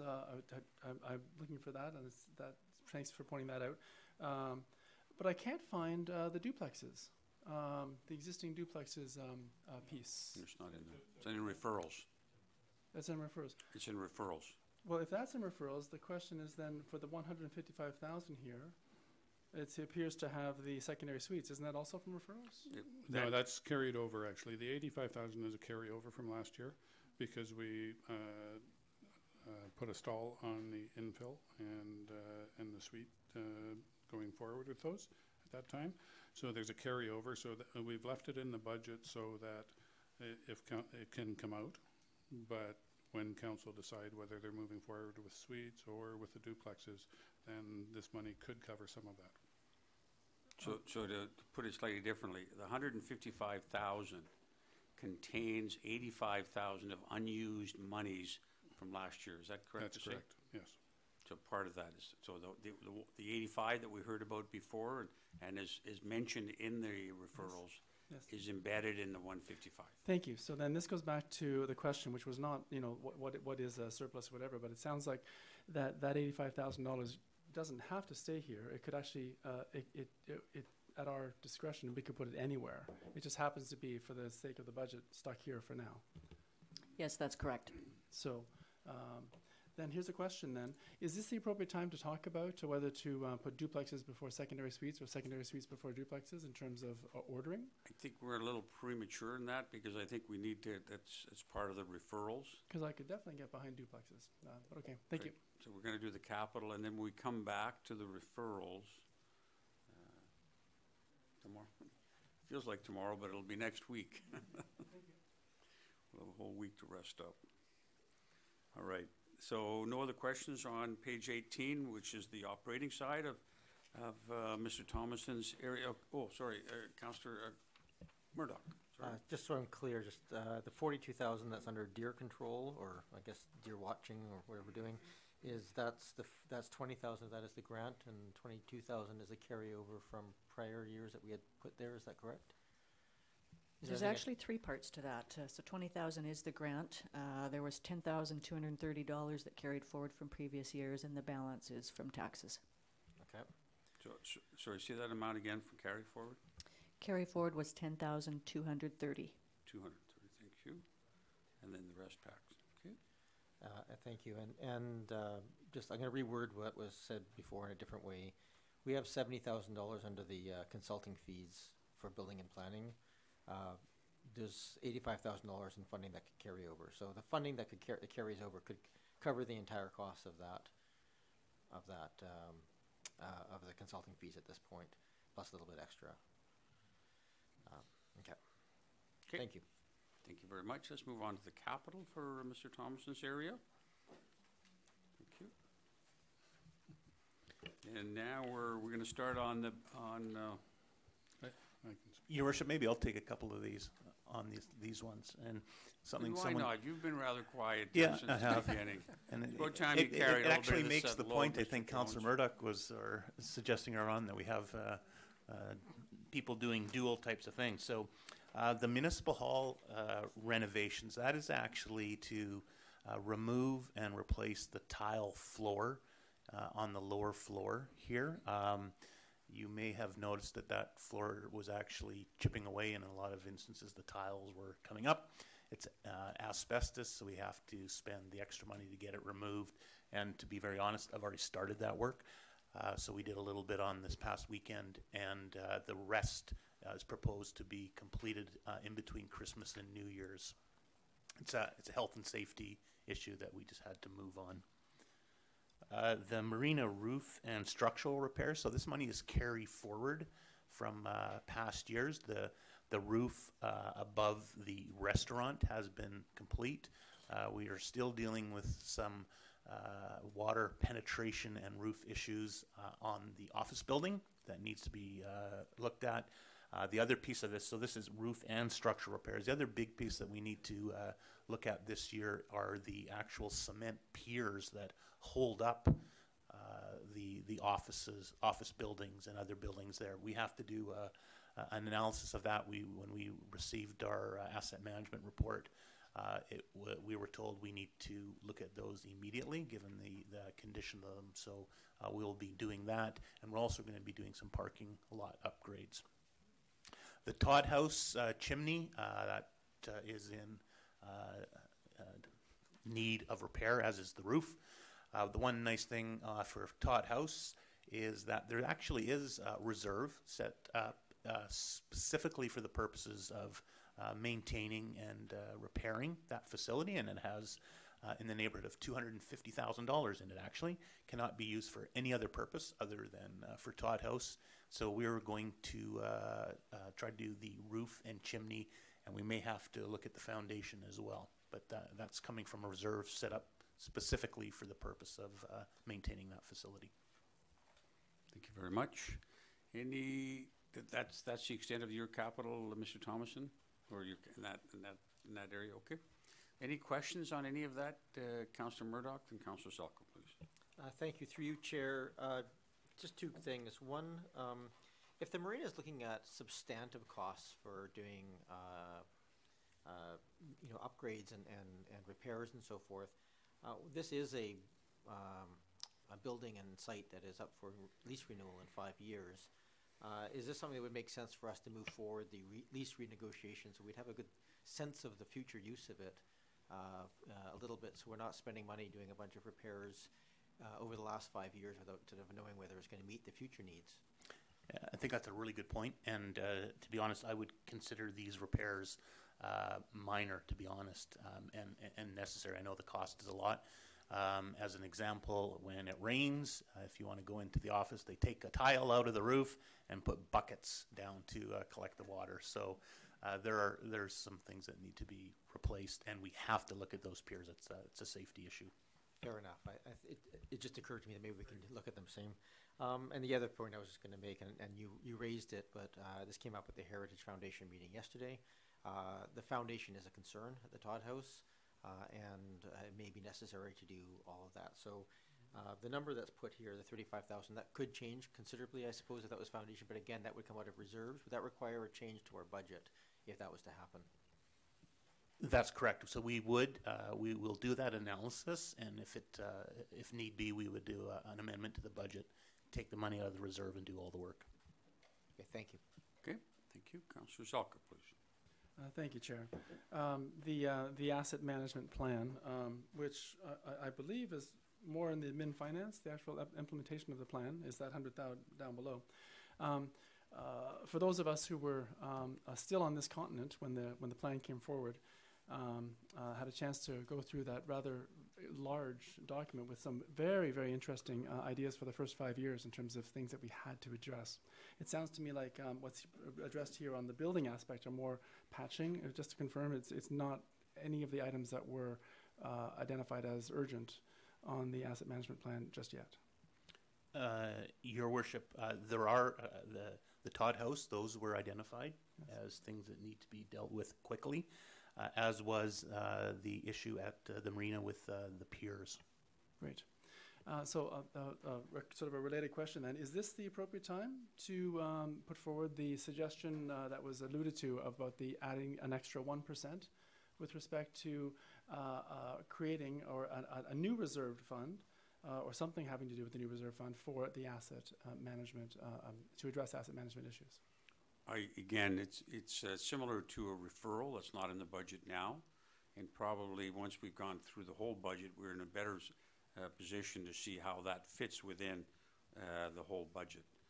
So the question is then, is there an item that has been added? If I could direct through you, Chair, to Ms. Carter, do you have something in the referrals to talk to your suggestion of 1%, please? I'm not saying it wasn't referrals, but I'm saying that's the right time to do it, I think. Correct. Through you, Chair, it's not listed on the referrals, but the Chair is absolutely correct. That would be the appropriate time to discuss. All right. So, Chair, if you wouldn't mind adding to the list of items for us to look at. Yeah, and I think Ms. Carter has already kind of alluded to it sufficiently, but I'll put it on the list. Thank you.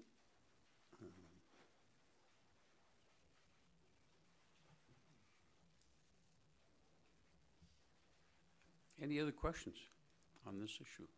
All right. Thank you very much. Thank you. Well, we move on to now engineering and public works, and we hand it over to Mr. Horan.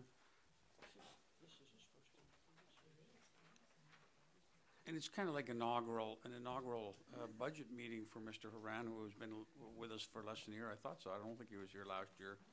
So it typically, the first time round for any staff member, we sharpen our cross-examination skills, Mr. Haran, just so you know.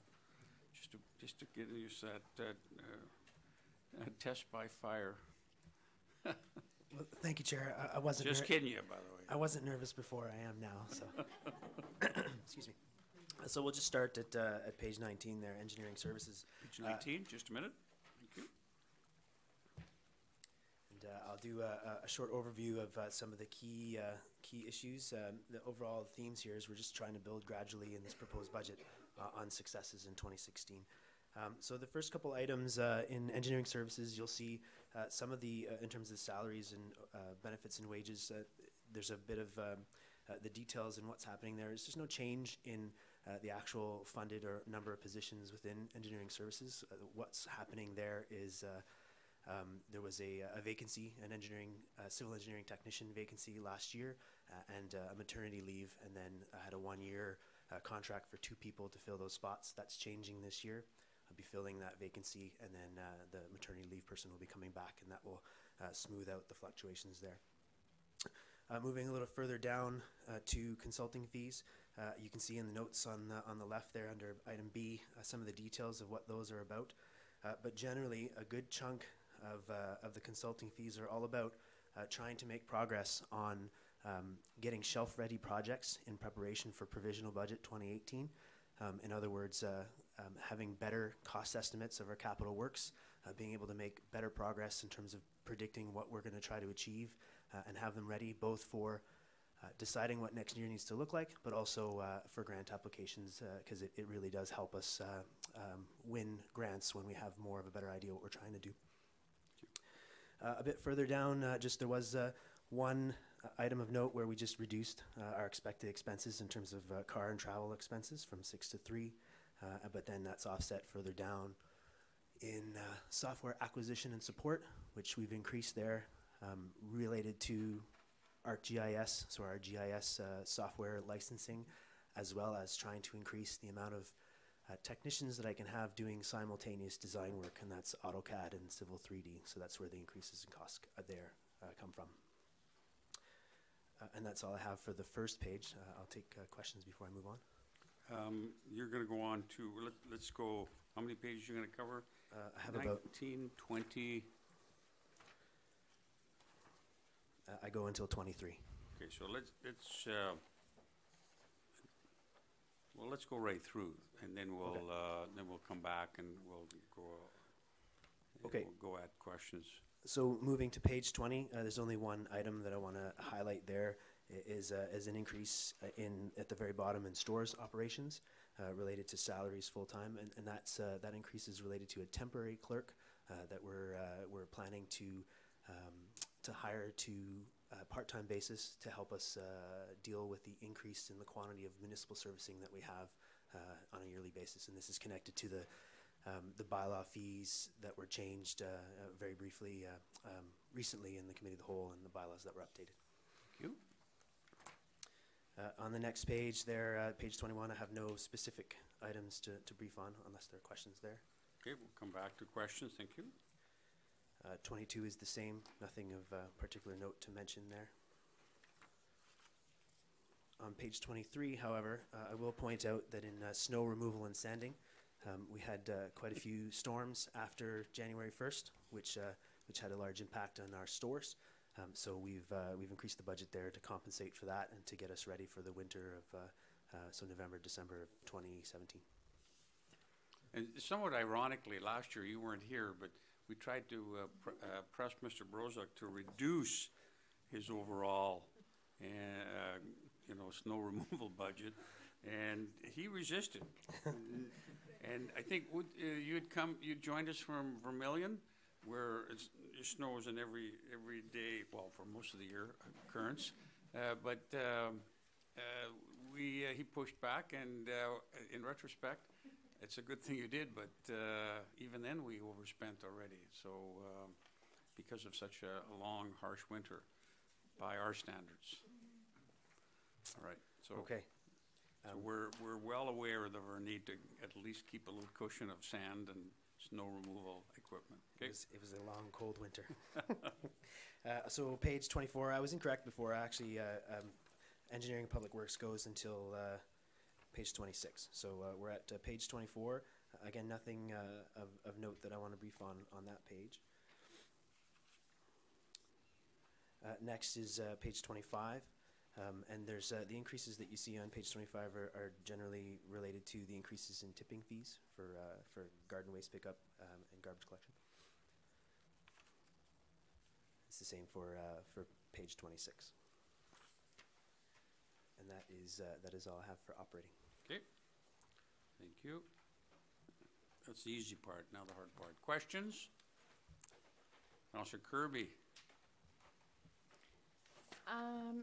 With regard to the snow, the impacts of the salt on the roads and sidewalks were on the new ones. I noticed were dramatic.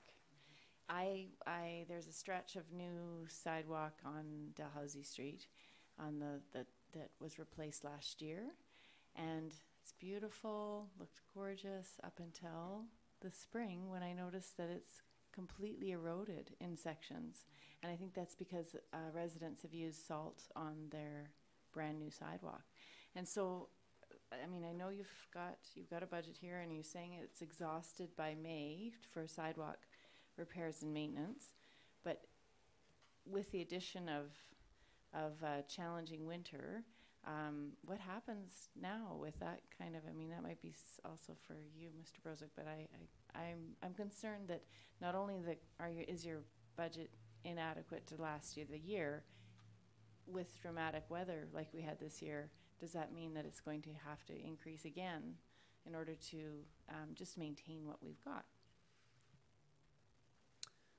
Through you, Chair. So it is a good point that what we put in there just to give a sense of how the 50,000 for sidewalk repairs, like what it gets us and how far it gets us.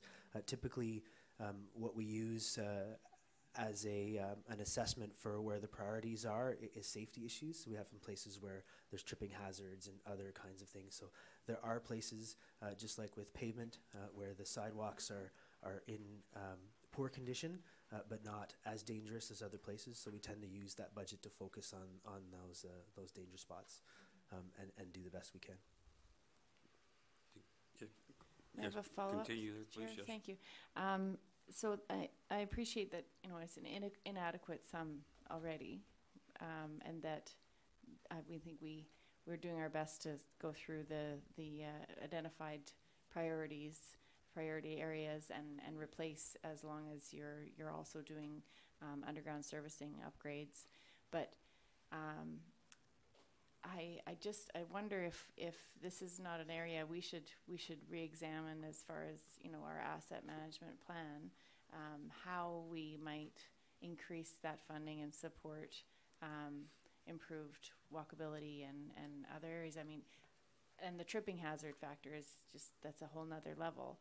But it just seems like it's an area that we could do better. And I also am concerned, as with the big elephant in the room, the climate change factor. This isn't going to stop anytime soon, and we are going to see more dramatic storms and more dramatic weather patterns ongoing. And this might be something that we need to look at bigger picture in the long term. But I appreciate we're in the minutia here, but it's just something that stuck out for me when I saw that you have only funding for not even half the year with the $50,000, and how do we help you going forward to ensure that what we did upgrade last year doesn't deteriorate so rapidly. Maybe this new clerk position could also include an education component for the public, that as they come in for applications, we give them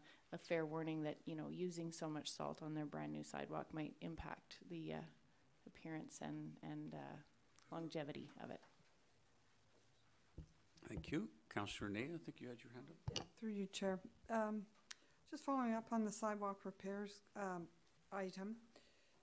I was wondering, because it is an increase in the budget this year, and you've explained it clearly here I'm wondering how you make that assessment, like in terms of a kind of cost-benefit analysis of increasing the budget next to the number of claims that we're getting. I don't know how many claims we're getting, but is that part of your analysis in determining the increased budget? Or is it that methodical? So when part of the initiatives that we were talking about when we brought to council the way ahead for how we want to do asset management planning is to give council the ability to look at that kind of information and make decisions on funding versus risks and to infrastructure risks, to safety and those kinds of things. So when we said we have a lot of work to do there, it's to be able to put that in a format that makes it easier for you to make those kinds of decisions. As of now, you're relying on my team and my recommendations, but to balance expenditures versus risk. And so what we're trying to do is, because of the complaints we receive and our assessment of the conditions, we're proposing an increase to try to deal with some of those key issues that are raised by the public and observed by the team. Okay, thank you, that's clear. How many claims do we get a year? I don't know the answer to that one. Yeah. No, I think we can find that answer for you, Councillor Ney, but I don't have it off the top of my head. Councillor Croft and I think Murdoch, and you're also. Okay, Councillor Croft, please. Thank you, Chair. To Mr. Horan, I'm not sure whether transportation services was in your area under engineering services. There's an $8,000 for bike lanes, but I also see there's a reserve for, or a budget item of $8,000 for bike lanes, also under bike lanes, road repairs, bike lanes. And the comment was under the B on page 19, that was included in the consulting fees. Is that a duplication? Through you, Chair, no, it's not. So in the operating fund under bike lanes, you'll see $8,000 that fits for repairs and supplies. So that's intended to deal with repainting and remarking existing bike lanes. In the transportation services, under the engineering services budget, under consulting fees, there's an $8,000 there, and that's intended to do to help me put together options for council to make a decision on what you want the bike lanes to look like from Foul Bay Road to Bowker. So any additional engineering work or analysis required from consultants to help us do that. Okay, thank you. Councillor Murdoch, please. Thank you, through you, Chair. I'm going to start big and go small. I guess the big question I have is, you've been here for just under a year, Director Horan, and I just, long-term viability of the Public Works Department, making it efficient. Is there sort of a look there in terms of the structure? Obviously, there's core requirements for engineering and Public Works where you have, the design work has to be done, the administrative work has to be done, the planning, the coordination. Public Works has a large contingent of full-time staff that are required to do most of the work through the municipality. But in terms of just looking at, has there been an assessment done there in terms of, outside of those core, right? There's special projects. There's projects that go up and down with demand, like residential hookups. We have lots of new builds right now, lots of those hookups, and that's taking up Public Works people who aren't getting to other projects. And are those things that we could consider looking at putting out contracts for and just maintaining sort of a core group of workers and so forth? And is there any opportunities for cost savings doing that more structurally as opposed to looking at it from an item-by-item basis? That's my big question. So those are good questions through you, Chair, related to our operations and efficiencies and moving forward. And one of the biggest things that we were able to achieve in the last year, which started from before I arrived and which we just finished, which will help us do this better, is when we updated the fees, when the bylaws were changed about what we charge for municipal services. Those now being closer to actual means that at the end of the year, when we compare our actual expenditures versus the budget, we have a better picture of where our level of effort was and what we were able to achieve in a year, which now can tell a truer story whether we have the resources required to deliver on the minimum services. So step one is complete there, and then now in the last couple of years as well, in the last say 3 or 4 years, it's been a slow process, but the amount of tracking and reconciliation of how much time we spend, how much material is used in all of our work is a lot higher now than it was say 10 years ago. So that will also inform whether we're planning efficiently and delivering on the services in a good way. Okay, thank you. And I appreciate it's difficult because there's no place in a normal course of council work that that kind of report would come to us or information. But so this is sort of our one chance to ask these kind of questions, and I don't want to make work to do that, but I think it's important that there's some comfort from ourselves and from the public that that thought is being put into it. And similarly, I guess I would have a question around, there's always been this sort of, we have reserve funds for purchasing equipment, but we've also leased some equipment. Just curious from your perspective, having been here a year, maybe to Director or to Manager Brozic as well, you know, how much assessment is done there in terms of the efficiency? Is it better off to lease some of that? And if we're purchasing, are we incorporating the cost of maintenance over time and so forth? Are there opportunities there perhaps to look at reducing our overall costs through some of the equipment management? Through you, Chair, that work has happened in terms of whether it's large equipment. It's the same as the work that is related to other asset management, say it's sewer infrastructure or roads. We've done that stuff before to try to inform our decisions and make good recommendations to council about the ways ahead. But again, this falls right into what we're trying to do in terms of being able to present council with that information in a better way. So the asset management initiatives are trying to bring that information, that decision-making and risk assessment forward for you. So it's going to take some time to bring that forward, but that is in our plans. Okay, thank you. Those are the two broad questions. The other question I had was, we obviously have the upland sewage separation project, the planning portion of that coming forward. It doesn't seem to appear underneath the consulting fees here in terms of the dollars I see. So where would that appear in here? Maybe I've just missed it as part of the operational. So the funding for the upland, the detailed design, that'll be I believe in capital, which we will see in a few minutes. Okay, so it's in the capital portion. That's fine. If it's there, that's because it's a project-based piece. Exactly, okay, that's yeah. fine. The other question I had was, before I get into the minutiae, there was a reserve for McNeil Bay and some of the engineering work required there for the erosion, dealing with the erosion down there. I'm curious if you have an update for us on where that erosion measurements are sitting at and where the reserve is in terms of anticipation of covering those costs, which is another large project that's coming down the pipe. While Mr. Rand's looking for that, what you're referring to is our continuing transfer into that on page 30, I think. Is that correct?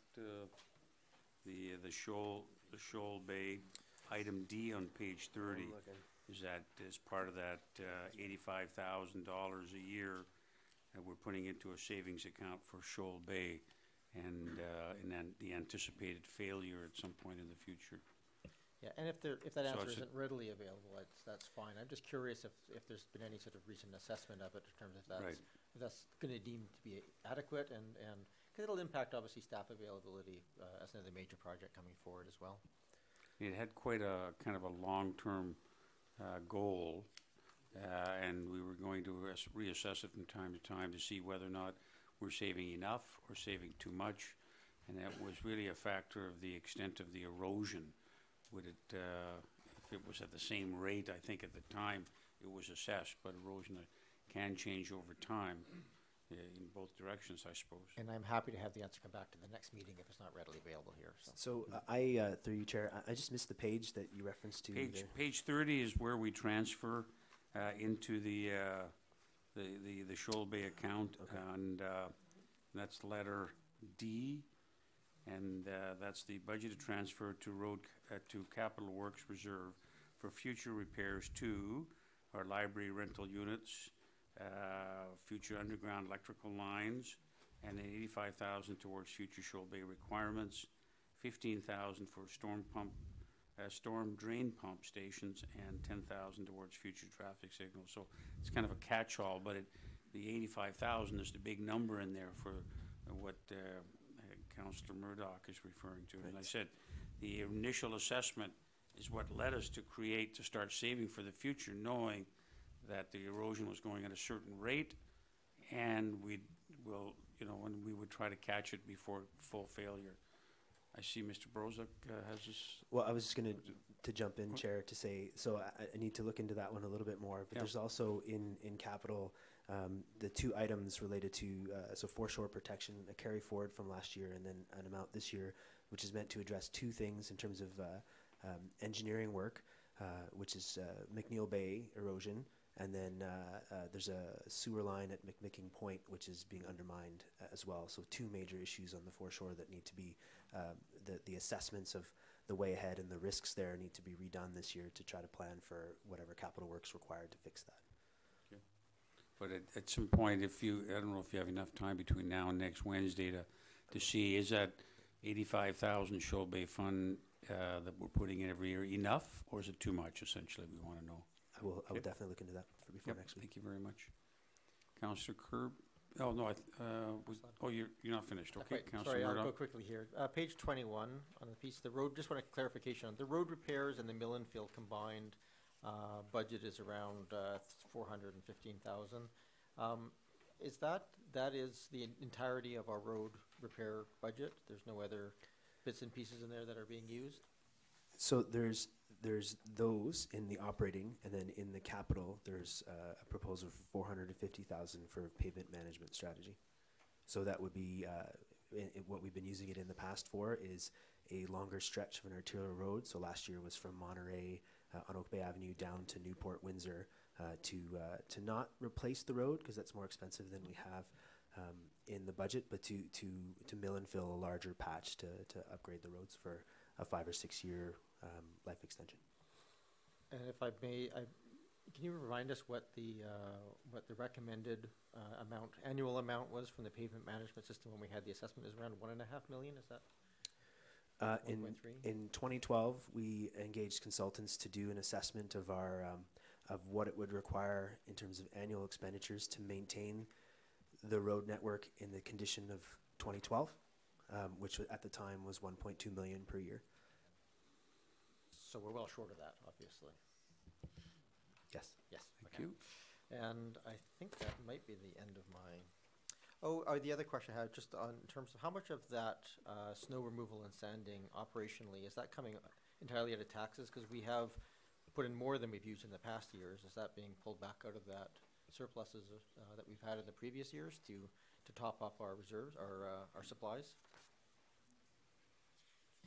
At this point, it is being funded from taxes, but that's certainly something that we could look at in terms of reserves. Okay, thank you. We've had some snowless years, which might be, if we're able to pull that money forward for the snowless years to the snowy years, that would be helpful to this year's budget. That was my understanding that was the intent, but the last two I think I have here is the LED street lighting. Is that inclusive of any upgrades to LED and so forth? So the LED. Oh, sorry. Which item are you? I'm talking here in the operational page 24, street lighting. Or are those all special projects still for the? No, that represents maintenance of street lights that currently exist, whether they're older lights or LED lights that have been currently installed. The LED upgrade project is in capital. Perfect. And is there any expectation that those costs of street light maintenance would come down over time, given the expected lower maintenance requirements of LED?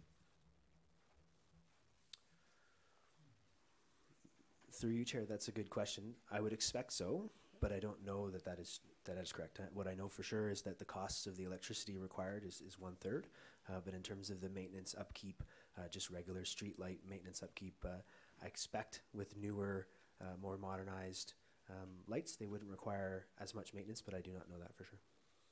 Thank you. And last but not least, a very small thing, but down in McNeil Bay, I couldn't help but notice the rails rusting completely through down there.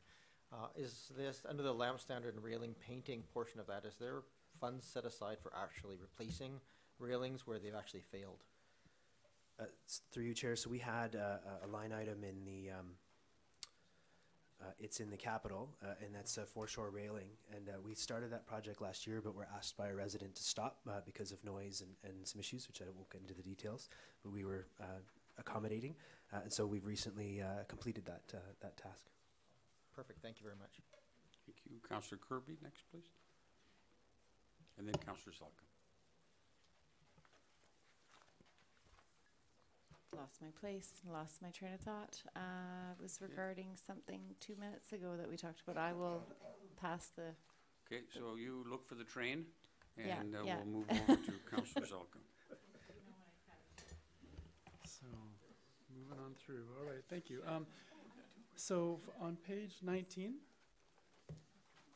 the consulting fees, B. I see in our green lighted priorities to move forward with the development cost charges and especially the community amenity contribution policy. I presume the $10,000 encompassed in that 82,000 is referring to that strategic item? Through you, Chair, yes, it is. As was briefed in the supporting documents for the strategic priorities and other staff materials we brought forward, there's a initial work that we can do to assess whether it's worthwhile to do the rest. And so this 10,000 is represented to engage a consultant to work with us to identify potential growth in terms of Oak Bay and how that growth will affect the growth, required growth of the infrastructure. And the answer to that question is really what's required to decide whether a DCC policy is going to be a worthwhile effort in Oak Bay. Mm-hmm. Well, I'm not sure if this is an appropriate time, but I can sort of say that a community amenities contribution policy is definitely critical, and we found that certainly for that building that will be coming up for a public hearing soon, I'm sure that it would have been appreciated to have some guidance in terms of how to move forward in terms of the great result that we actually ended up getting to, which was nice. But so I can definitely see a community amenity contribution policy being required, and hopefully 10,000 is enough for that. But the DCC, I don't know whether we need to provide some direction in terms of which one is more important than the other one. By my way of thinking, the DCC is less important. Thank you. Okay. It didn't sound like a question, it was a comment. Okay. And that's something at some point we'll have to come back to. Now, Councillor Kirby, The train, how is that train? Have It's you found back. It's back. It's I back. quickly Back got in the station, okay. jumped in. The when we were talking about McNeil Bay and the Shoal Fund, it reminded me of a recent community association event where we were talking about. We had a presentation from the CRD, from one of the representatives there for speaking about erosion and the Green Shores program, which is in our new official community plan. And I'm wondering if the costs, as we go forward, I mean, this is our opportunity to talk about these things, but the costs of those kinds of implementing of an entirely different approach to engineering a big concrete wall, but the new approach is to have a more gentle slope and that doesn't get worn away by wave action and of course with the climate change and rising sea levels, those kinds of things that we're going to see more dramatic storms. I hope that that's part of our consideration, and I would love to know if it's costs less money, but I don't know if it does. So when it comes, I don't know when that's going to come. When that kind of conversation, or if there's any information you can provide now, it would be great. But if you don't know, that's understandable. Through you, Chair, the material that I've seen related to erosion at McNeil Bay from around 2012, 2013 has a full spectrum of options. The heavy concrete seawall options, but also more environmentally, or depending on one's point of view, preferable options, so that they're all there, and as well as costed. So part of the reason why we need to readdress this issue and why it's in the budget, the proposed budget, is so that we can update our understanding of the potential costs, and just reevaluate where we're at actually in terms of the erosion as well, and then come forward with a plan for where we need to go next. Thank you. Going to go to Councillor Croft, then back to Councillor Salka. Thank you. This is not a question for Director Haran, but it's to the Director of Financial Services. In looking at this budget, and we keep talking about reserves, and I know that you provided us with a reserve report, but I think it would help understand the budget if we actually had a copy of that reserve report here so that we can look to it, and maybe we can have that for next week, because like, we keep getting lost in these, what is a reserve account, how much is it? So I'd really appreciate that. Thank you. I think that's easy enough, because it's in an old agenda, so it's a matter of just if Ms. Carter can, or someone from staff can just send you a link, send all of us a link, and then put it on the next agenda as that we can slip into our binders, a hard copy for those of us who want it. Okay, thank you. Councillor Zelka, please. Thank you again, Chair. I'll start with a comment and then a question. I want to commend you on your staff with respect to the leaf collection, the garden waste, and especially the recycling program. Your staff acts as ambassadors for Oak Bay, and I think I only hear incredible positive comments about how we're all treated as we're busy doing our business and benefiting from the wonderful services you offer. So thank you very much for that. I did want to ask a question in particular about the kitchen scraps program. I'll start with that. This $310,000. That's page, what page you on? 25. 25, thank you. In the section called Garbage Collection and Disposal, I guess. Contracts for kitchen scraps. Is this a program that pays for itself? Just want to confirm. If you can't answer that, then it might be for the for Ms. Carter. The $310,000. Is that, where does that money come from? And through you, Chair, I am going to have to call a friend for this one. I think Mr. Brozick may be able to answer this. You're allowed to have so many lifelines, and then you can later on you can call a friend. Yeah, through you, Chair. I do believe it's from our garbage and pickup charges. So it's 100% self-funding via the additional charge that's mandatory on everyone's bill, everyone's tax bill? Yes, I do believe so. Yes, that's right, and we did experience a 9.7% increase this year. Which is not reflected on the tax bill that we're talking about at this point. No, it would be part of the, I believe it's included in, if I can buy 5 minutes, I'll find it for you. All right. We can always, it's always something you can come back to next Wednesday. Just capture that as a technical question. A technical question. Yep. However, I did want to ask, I understood when this program first came forward, approximately 4 to 5 years ago, that it was a 5-year contract and that we would be possibly renewing it. I do recall asking a question when I was not a councillor, saying if there was any way that I, as a resident, could be exempted from this fee since I don't participate in this program whatsoever. I have my own recycling in the back, composting in the backyard, as do many of my neighbors. I'm just wondering, is there any way that we could modify this contract when it comes forward so that those of us who choose to not participate cannot participate? That's a question for, I guess... Everything is possible, I suppose. We would need an analysis of the cost impact for that, but that would be at a time, I suppose, when we renew that contract, and I believe it's with Mterra, my recollection, but I don't know when I can't remember the expiry date of it. But again, that's maybe Mr. Brozak does. Yeah, so the contract is actually at the end this year, but there's 2 one-year extensions that we can perform. And related to the organics recycling test project, which we started last year, there will be some recommendations coming forward on organics and recycling and possibly what to do in the future. Okay. Because that particular area, particularly you look at CRD and what other communities are doing, that's an evolving area. A number of years ago, there was very few places you could actually take to take the organics, and the hope was at the CRD level that we would get a facility within the CRD that had been hoped for to be in the Central Saanich and called Foundation Organics, and there was countless problems with that to the point where the CRD revoked the contract and lawsuits and everything. Then transpired, but it was a very, very bad smell for the neighbors. So I think we're still looking around at the CRD level for providers for composting. within the CRD. And when that comes, that might reduce the overall cost. Well, I do appreciate the background, the history. I'm quite familiar with it already.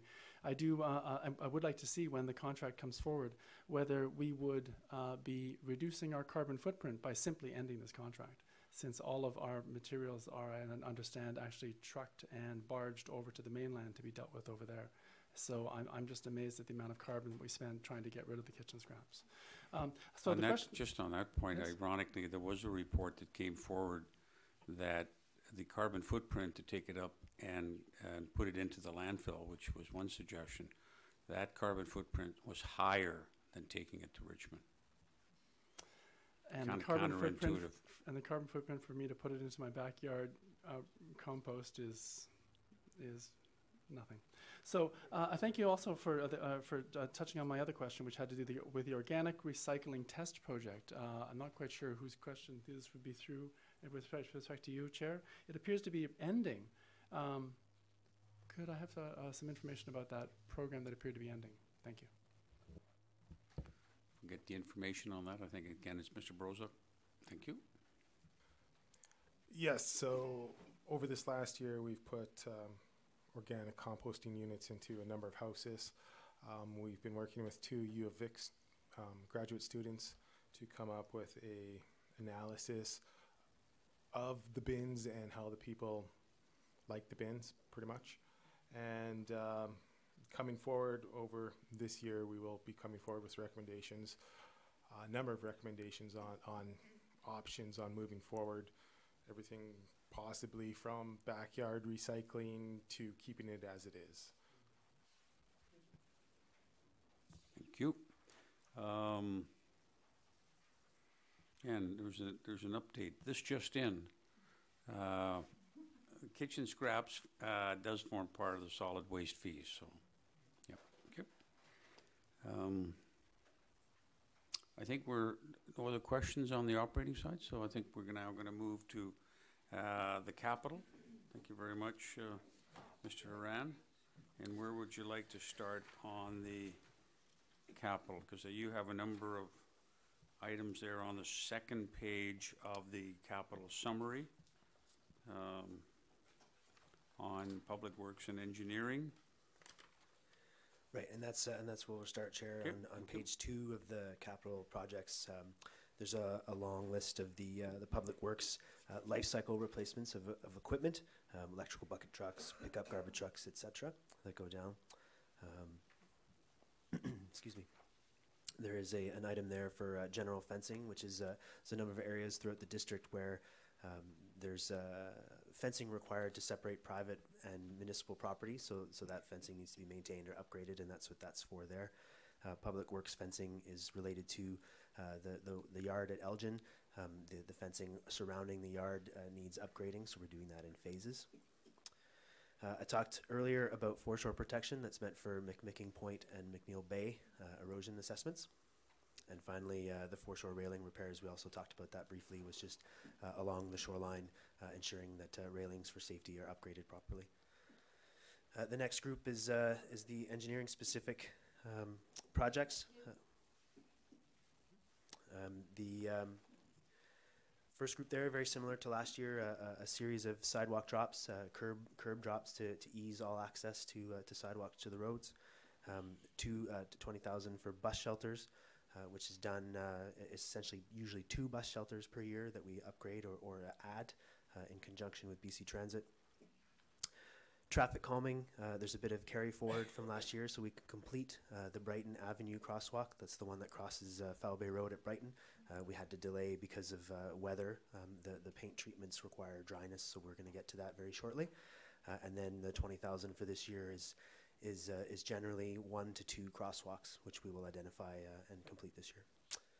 Pavement management is an increase from our successful program last year, 450, to address the condition of arterial roads. Separated bike lanes is targeted directly towards Cadbro Bay bike lanes from Foul Bay Road to Bowker. The line about Thompson Cadbro Bay intersection is just completing work that was started several years ago, essentially on Thompson Road, extending a sidewalk to make it easier to get from Cadbro Bay to Estevan Village, to give some space for drivers and pedestrians to see each other to safely cross that road. The Thompson sidewalk, the 30, is related to a storm drain upgrade, which is further down, where you'll see at the very bottom of the list, SD, which stands for storm drain. Thompson Estevan, 72,000 upgrade of the storm drain there, and then the sidewalks replaced above. Street light replacements, which was talked about at earlier approvals. That's the phase 2 of the LED streetlight upgrading project, which is complete. I'm just waiting to see the results back from our submission to BC Hydro about what the rebate will be for that project.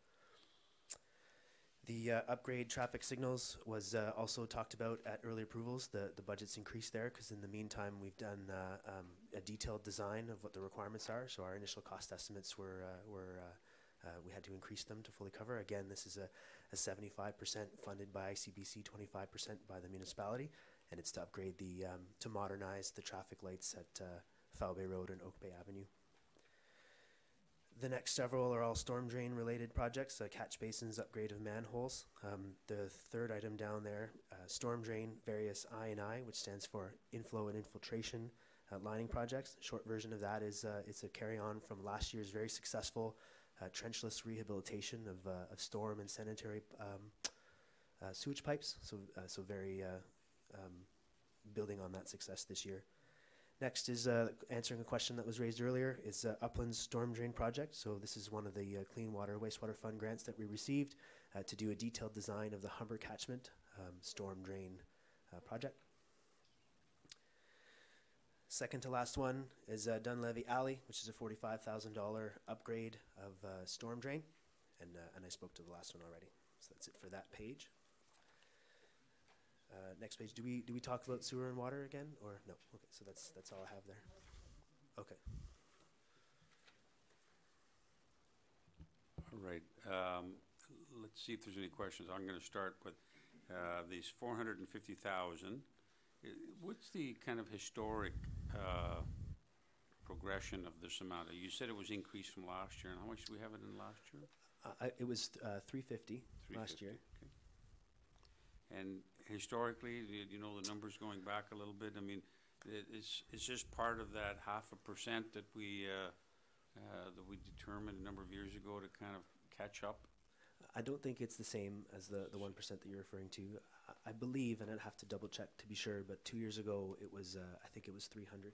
So it was increased to 350 last year. Mr. Brozick might be able to confirm that number for me, if he has it off the top of his head. Yeah, 2 years ago it was $300,000. Last year it went to 350, but there was also $50,000 small roads mill and fill as well. So it was a total of 400, really. And then now it's increasing 50,000 to 450. And we don't have the small roads, you said? Is that what you called it? Yeah, that one's been removed, and now it's all just been combined into one mill and fill package. Okay. Thank you very much. That's helpful. Thank you. Councillor Kirby, please. I just had a question about the light replacement program, the street light replacements. So we were in phase 2. I think that's it, though. That was the end of the BC Hydro program, if I recall correctly. Through you, Chair, that's correct. Right. And then I'm just curious about the maintenance and ongoing. There was a question earlier about the maintenance of those lights, because I have noticed that there's one up on Lansdowne that often flickers, and I wondered, this is a brand new structure. Is there a warranty for those kinds of things? Is there some kind of hope that we won't end up with if there is an issue with the product that was supplied, it's not going to fall on the taxpayer to maintain it or replace those?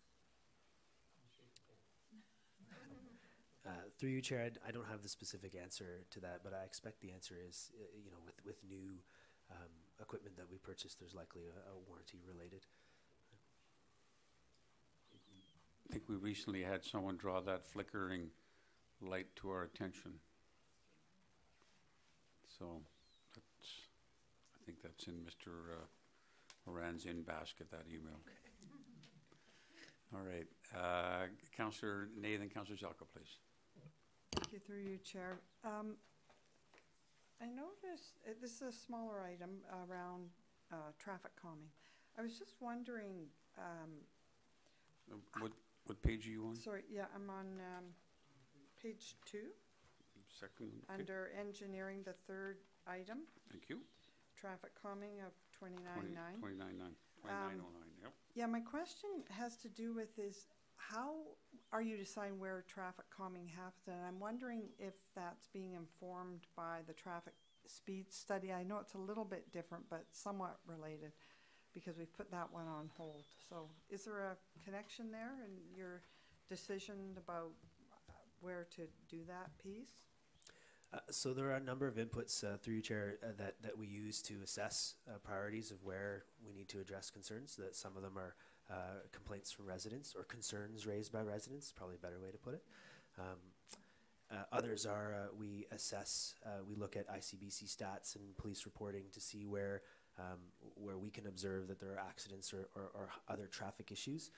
And then there's some that are just well known that we need to address, whether it's narrowing the streets or adding something to have an impact on traffic. So we look at all those impacts, inputs to try to assess where the top priorities are, which explains why last year, for example, we started and we'll finish this year to address the crosswalk at Brighton because of with the funding available and all the inputs that we had, that was the top priority. Right. There's about 9,000 carry forward from last year to finish that one, and then the 20,000 will be to address a new requirement this year. Councillor Zelka, please. Thank you, Chair. Excellent report. Thank you so much. I wanted to ask about speaking of fencing. The new school went in. And of course, we have the Parks Rec facility there. I'm thinking about the area, which is sort of between where the soccer AstroTurf sort of field ends, and then you have the Bowker Creek itself, the exposed portion. Then you have the parking lots, and then you have the sort of skating rink. It looks like at the end of that construction work, and it appears to be finished. Everyone's of course very much enjoying the soccer AstroTurf field, and it's getting a lot of use. But the back of that field is frankly a little. It looks like things were dumped there, and they were kind of forgotten about to some extent. I don't know whether it needs fencing or whether it needs it's just simply some landscaping or something like that. But I wanted to ask whether something like that would fall into what you're referring to here as public works fencing or general fencing type things, or whether this would be a Parks and Rec question, or is it a public works question? And I don't know who owns that land where things end and the water begins. So through you, Chair, the general fencing is not related to the public works yard, so that's fencing elsewhere in the district. As for the specific concerns you raise, I'll have to look into that to do some investigation there. But the line items in there about public work fencing itself is about the whole Elgin Parks and Public Works yard. Although the funding that's in the proposed budget is only meant to address a portion of that fencing.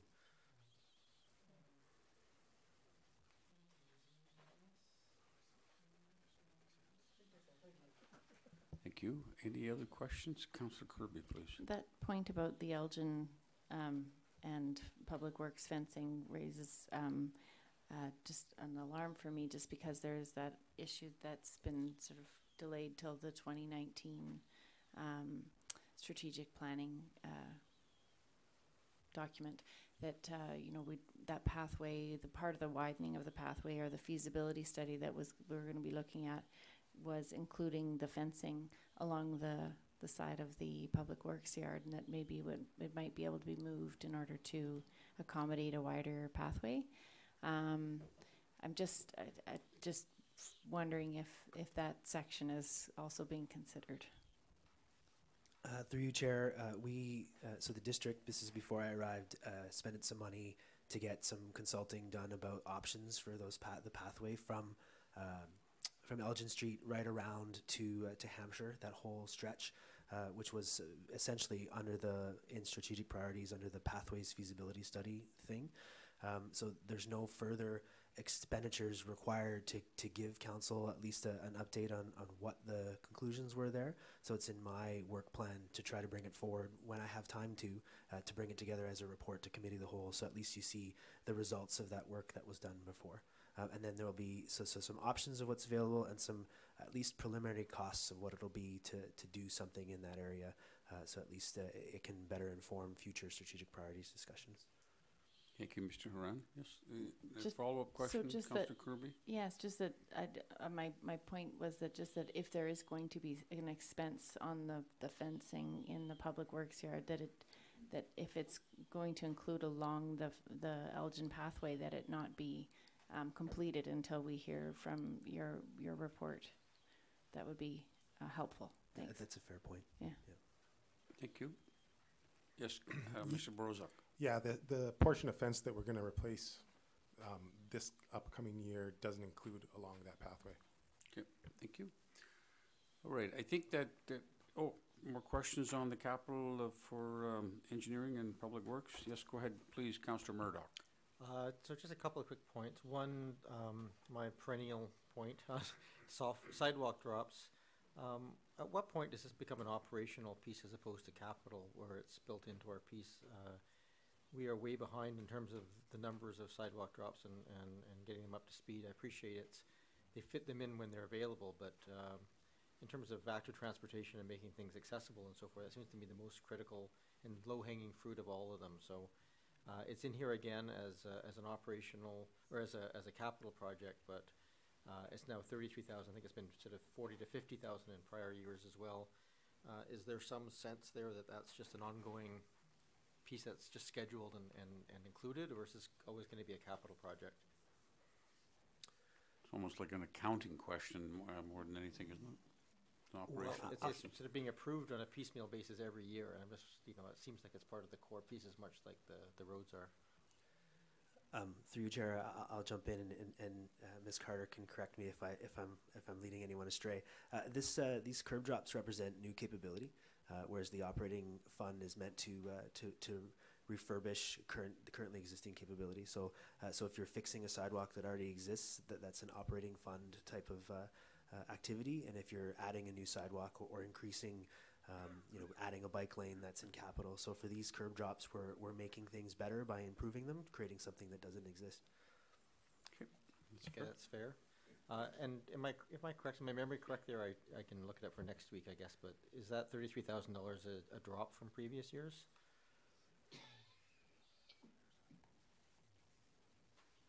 Through you, Chair, I believe it is a drop from last year. All right, and the other question I had was probably more a broader piece. Well, two. One is the Thompson-Cadbro Bay intersection road. It has 56,000. It does not have an asterisk beside it, so it's shown as being covered by taxes. But I believe that was a. Did we not budget that in the past and have that carried forward to this year? I'm sorry, if I could request clarification on your question again. Oh, sure. On the sixth item down under engineering, there's a Thompson/Cadbro Bay intersection road, $56,000. I believe that's part of the general improvement to that intersection. That was sort of looked at in two phases. I'm curious if this is phase 2 of that, or if this is the carry forward of the previous work that we had approved. Yeah, it is. Last year it was in referrals, and we had budgeted it through the consultant's report, $45,000 to complete it. We went out for estimates, and we were $11,000 short. So the $45,000 is getting carried forward, I do believe, and then 11,000 from. No. No, this one is actually a new one. So the previous funds that were approved were expended. So this is new funding coming from taxes. So could we just get an explanation of what it is that's being done as part of this? And what we're dealing with is a Thompson-Cadbro Bay intersection road. So as you, through you, Chair, as you head, if you imagine yourself on the east side of Cadbro Bay Road, right where Thompson and Musgrave all come together, as you turn the corner to head towards Estevan Village, the sidewalk proceeds not too far down Thompson and then just stops. So what this is going to do is extend the sidewalk on that side of the road to, and it slips my mind the name of the first street, but we're going to get as close to the next street as possible. Top, I believe it is, yeah. And that's the project. Okay, so these are the kind of things that we can look at piece by piece and sort of decide if that's a priority this year or not. Okay, thank you. And last but not least, we have a number of, we have been putting our funds from our gas tax into the Upland Sewage Separation Project. We have a fair amount of money built up there then. Is there any consideration, maybe that's a broader question for council, but have we looked at this as we sort of have built up the funds? I think we're at about $7 million and change out of a $21 million project expense, and expecting a 33% coverage of those costs, that we start allocating some of the gas tax money towards some of our roadworks and so forth to get on top of those.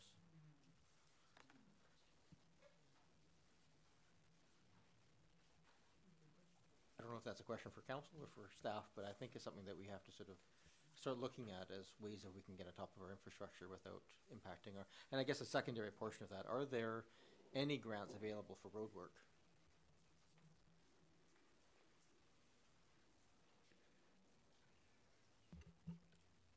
So in terms of the gas tax funding, we would certainly, staff could go back and look at what the gas tax agreements indicate and bring some information back in that regard. As far as grants go, I'm going to ask Mr. Horan to answer that one. So through you, Chair, the grants that I've seen in my short time here, it really depends. Some of them you can do roadworks. I think for Clean Water Wastewater Fund, which is the biggest opportunity that we've had in the last year, there was clearly that one's related to wastewater and water. It always comes down to when staff brings to council permission to apply for one of these grants. That's usually where we bring the rationale for why we should target a specific project or a specific issue with the grant application. Okay, thank you. And I raise that largely because my understanding is that road grants are often hard to get, but sewage, water, et cetera, are easier because there's more recognition of the need.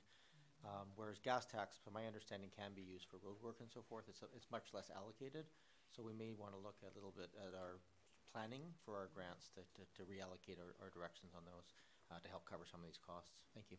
Well, I think recently the gas tax criteria were expanded. I think they even added things like recreation centers and the like. Okay, that's a good question. Okay, Councillor Zelka, please. Thank you. I would definitely second the idea brought forward by Councillor Murdoch in terms of possible reallocation of the gas tax funds to free up some resources that could be applied elsewhere. It might take a creative, a possible creative shuffling around if for some reason these funds couldn't be used directly for road, but if it could be used for other areas, say Parks and Rec or some of the new uses that the chair mentioned. It would be very interesting to see what could be done. Is this something that would require a motion put forward at this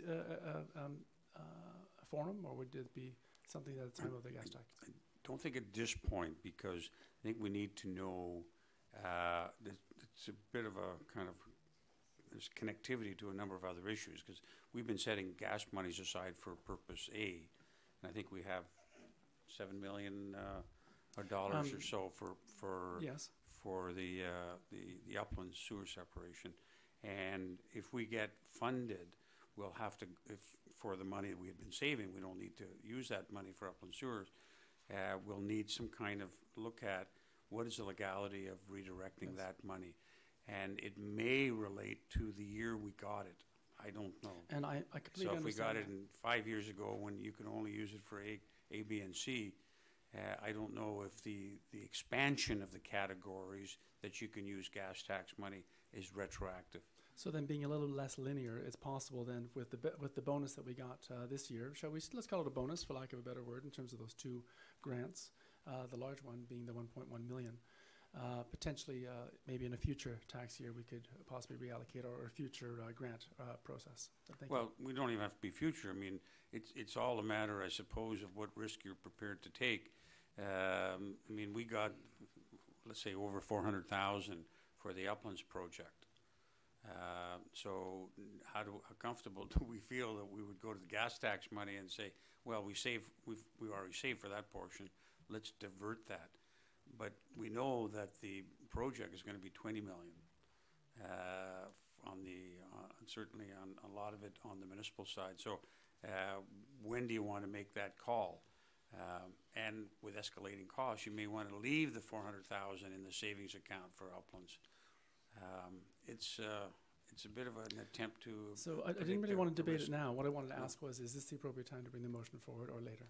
Well, no, certainly later is the time you want to do it, but I think even before that, we would probably need some kind of guidance from our staff as to what is possible in that area, for sure. I mean, if tomorrow we got $10 million for the upland sewers, I mean, it would be great that we could then start more seriously looking at the amount of money we've saved that we don't need to spend on uplands. But so we need to take it a little step at a time, and I think gathering the information is a good first step. All right. Any other questions? We're in the capital. Go ahead. Yeah, please, Councillor Zelko. Thank you. So with respect to the curb drops being $33,000, which appears to be directly from tax funds, since there's no star next to it, is it possible to put that on the list for a possible consideration of a larger amount for us to decide at the appropriate time, please? Thank you.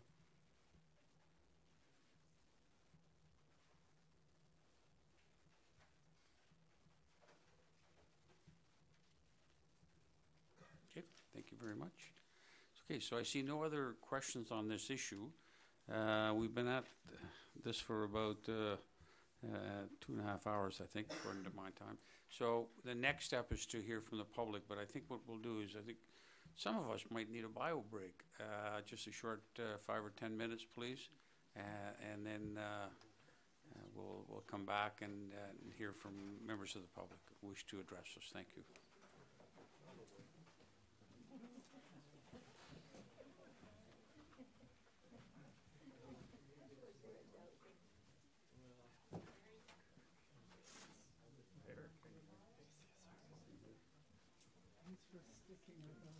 No problem, no problem. It's our money.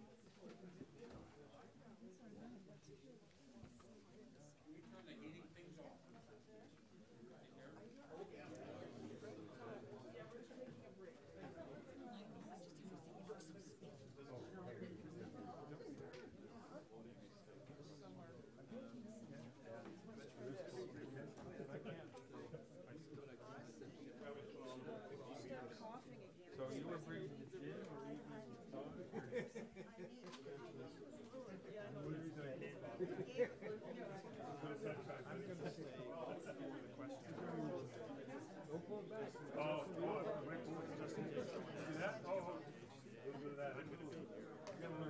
watching the match. All the rest of the gin.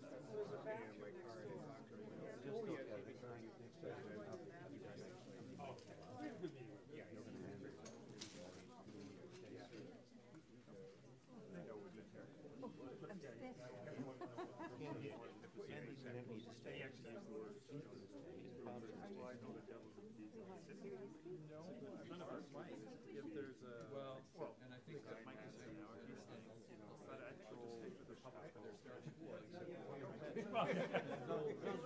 said, no, and I said, but I asked him, is a step in the right direction? No, you've done it all just by wearing your shirt. You noticed that?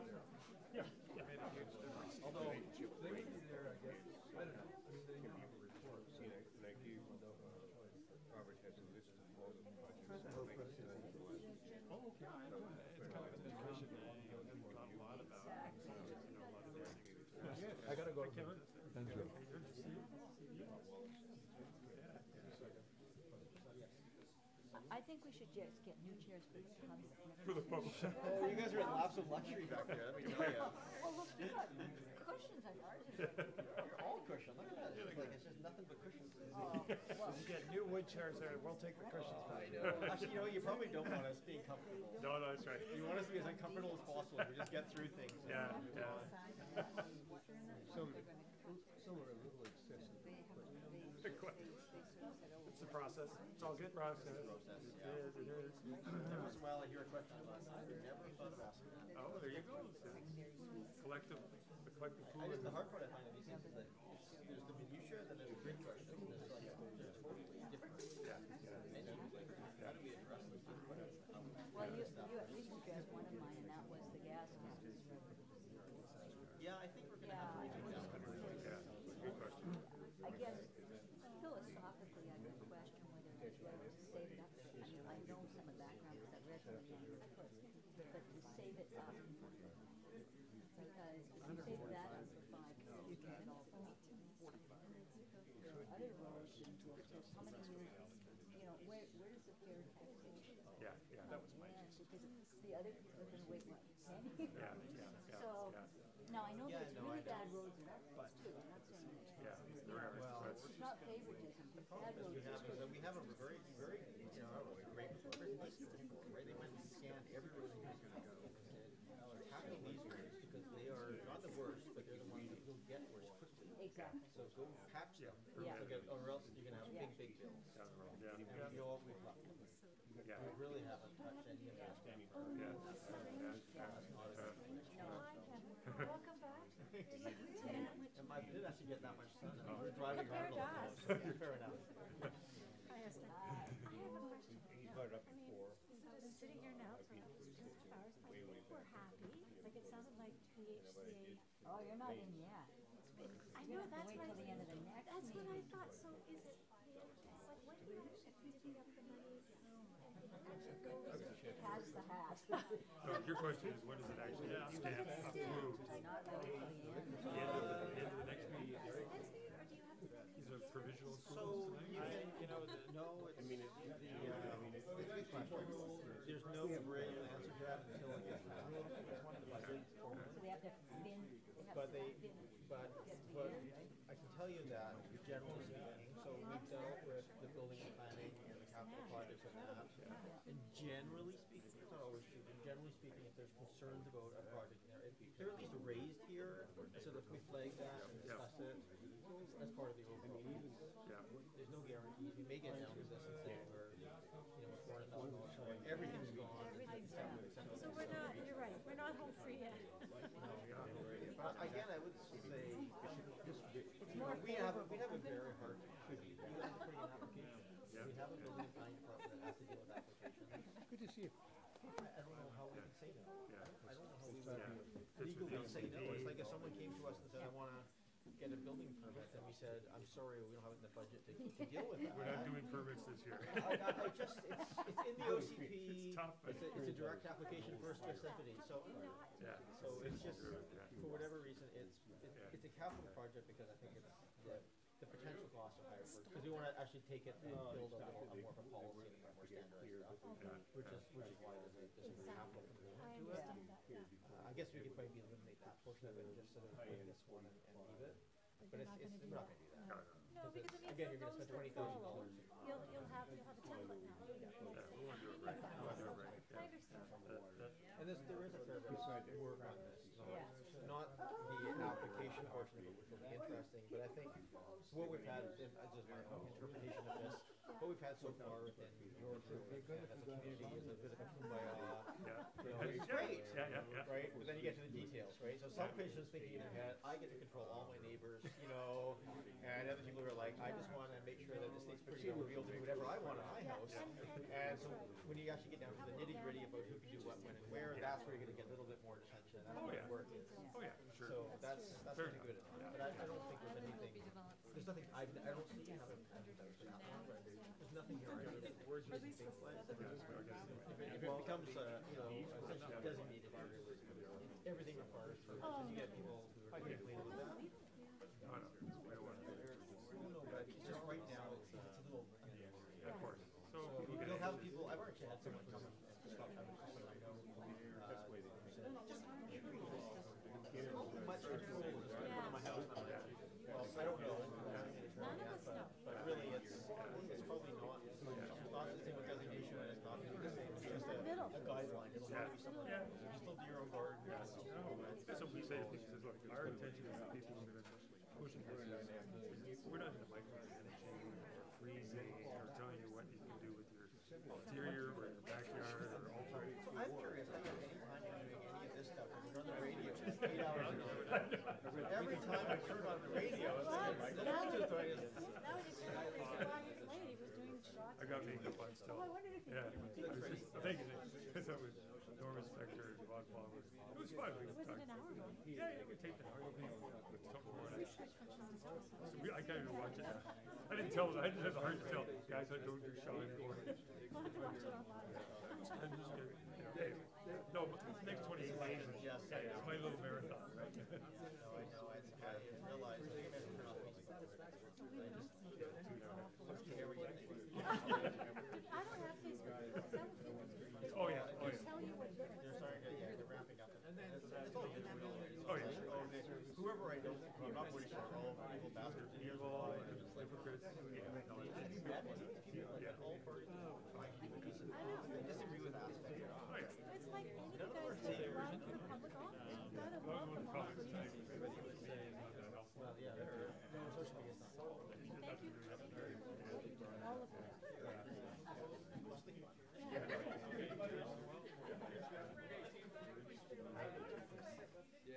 Thank you for what you do, all of it. That's what you're reading, Bob. Well, the reality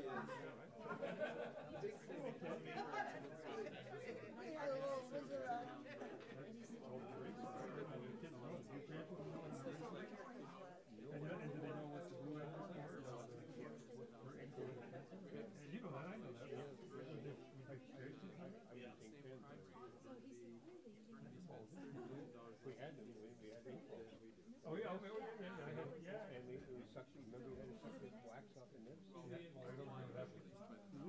the mayor's not here.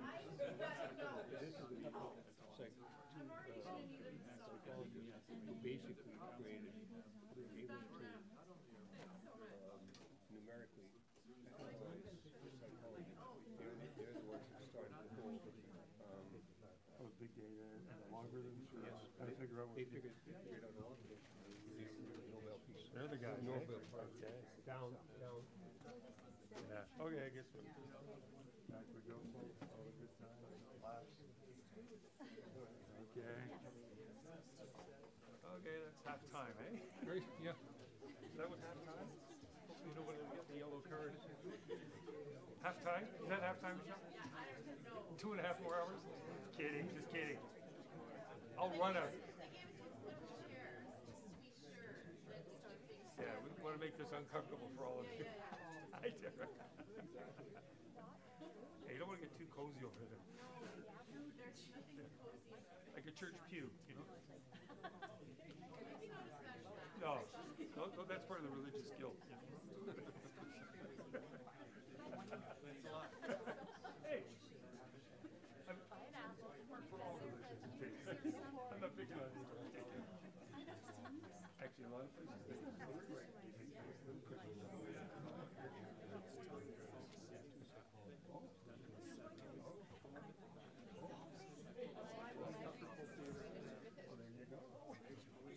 Live stream. All right, I think everyone's back in their chairs. This is the part where thanks everybody for allowing us to take a short break to do biological things. Apparently that was a new phrase to some of at least one counselor. But anyway, the next stage is we're going to hear from members of the public who wish to address us on the issue of the estimates and the budget, and you don't have. If you're coming back next week, you can wait till next week to address those issues, but you're not necessarily restricted to that. When you come forward, please state your name and the community you live in. And then, do we have a form up there? Yes. Well, there's a form up there, if you wouldn't mind just filling that in, so we do ensure that we have the correct spelling of your name. All right, so, first person, please. Okay. Oh. Mr. Chair, James Murtaugh, North Oak Bay. Mr. Murtaugh, now one of the things I didn't say is we would appreciate if you could keep your comments to about 3 minutes, and then first time around, then you can come back second time around. I think that's probably the best way to do it. That's fine. I have lots of thoughts, but I'm going to restrain myself. I applaud the multi-year mill rate concept because, frankly, our budgets in Oak Bay have been have been deficient to the extent that they've left out the infrastructure issues. So I actually support that concept. I would simply encourage council not to default to the idea of tax increases. You know, there are several options here. You can look at reallocating existing tax resources. You can look at tax increases. And finally, you can actually look at how current services are delivered and look at different models. I've spent most of my working life amalgamating or integrating organizations that were certain it couldn't be done and that there were no savings to be had. And I simply don't buy into that. In this particular case, staff talked about a 1% tax levy to support the mill rate. And one of my pet peeves is the boulevard maintenance issue on the budget. And I would simply note that year after year, that budget line is overspent. In 2015, I think it was 16% overspent. 2016, it was 11% overspent. In Central and North Oak Bay, we sprinkle our own boulevards. We mow our own boulevards. But I come down Monterey routinely and see municipal staff mowing lawns up to within 2 feet of the foundation of a house. You know, this money, $280,000, there's 1.4% tax value right there. And frankly, this benefit, which is applied unequally across the community, if we want a levy set aside for infrastructure, there's money right there that could be reallocated without any tax increase. Thank you. Thank you very much, Mr. Murtaugh.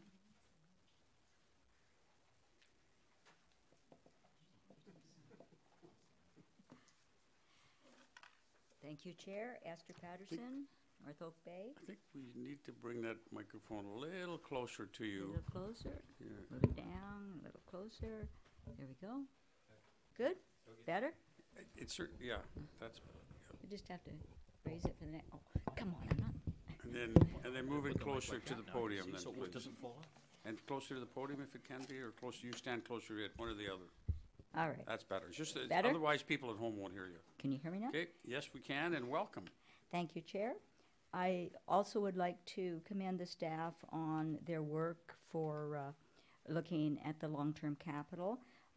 One thing that comes to mind, though, is we do have the reports on the infrastructure. The numbers are sizable. And so my comment would be, I would hope that we are going to take those reports and start working forward on them. It's a big job, there's sizable numbers in there, and there's different components of it. So I'm hoping that we can use it as a basis to start the development of long-term capital budgeting, and then build on the information as the accuracy is forthcoming, because it will serve as a good basis for developing our reserve fund policies, knowing the minimums and maximums that should be going into those reserve funds, to work on the logistics of, and the logistics are probably going to be as challenging as finding the funding, but just how the work will roll out over the years, how it will be managed. And then also to build on the different funding models. Hopefully some of it we can do through the increases to taxes that we've heard from the Director of Financial Services.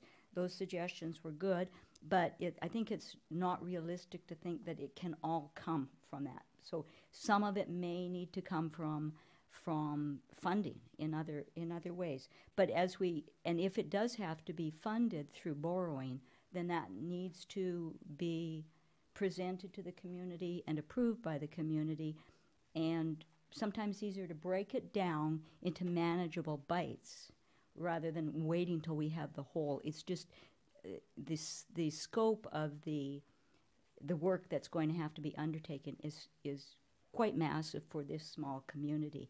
So hopefully that has been taken into consideration so that we can start to have the discussions on the funding modeling and on the logistics rollout of this as we move forward. Thank you. Thank you. I didn't hear your name, but we know it's Esther Patterson. Thank you very much. An Oak Bay resident. Okay. Speaker number 3, please.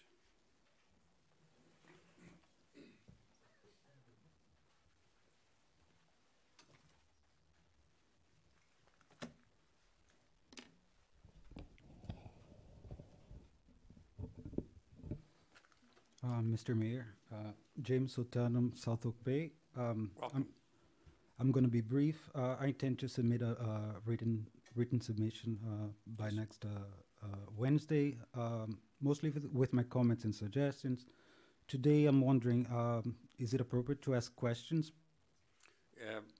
Yes, you can put some questions on the record, and we'll see later how we'll capture them, and then determine how to answer them either here or next Wednesday if they need more information. Okay, so my first question is regarding revenues. This is mostly for the building and planning director.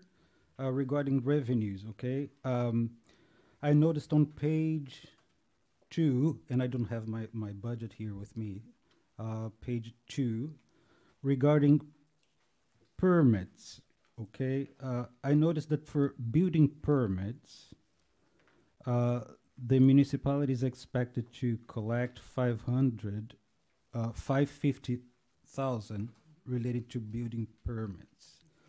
On the other hand, for development permits, 6,000 for the whole year. And so I'm just wondering, there's quite a bit of a discrepancy, and correct me if I'm wrong, we now have DPAs throughout the municipality, and so why is it that we're collecting only 6,000? And on the other hand, we spend $1,000 for public hearings. So there's a little bit of a discrepancy in my opinion. So if I could just ask that.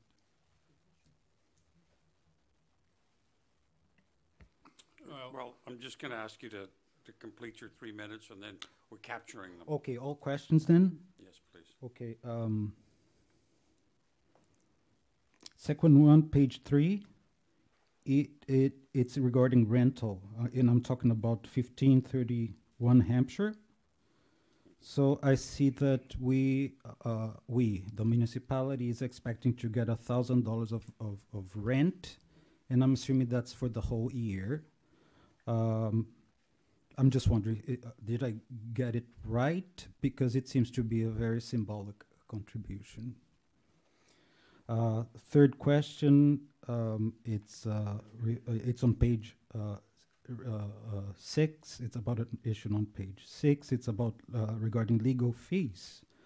So I see I don't have my budget here, but for 2016, there was provision for 45,000 for legal fees, and then I see for 2017 an increase of almost double, which is 70K, if I'm not mistaken.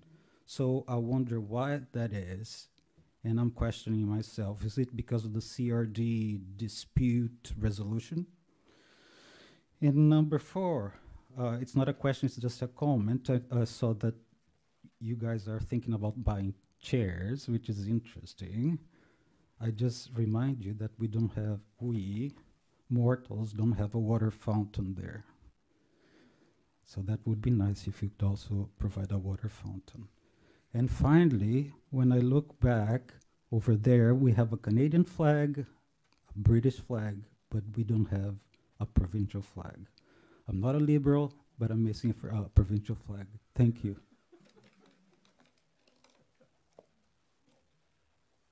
Thank you.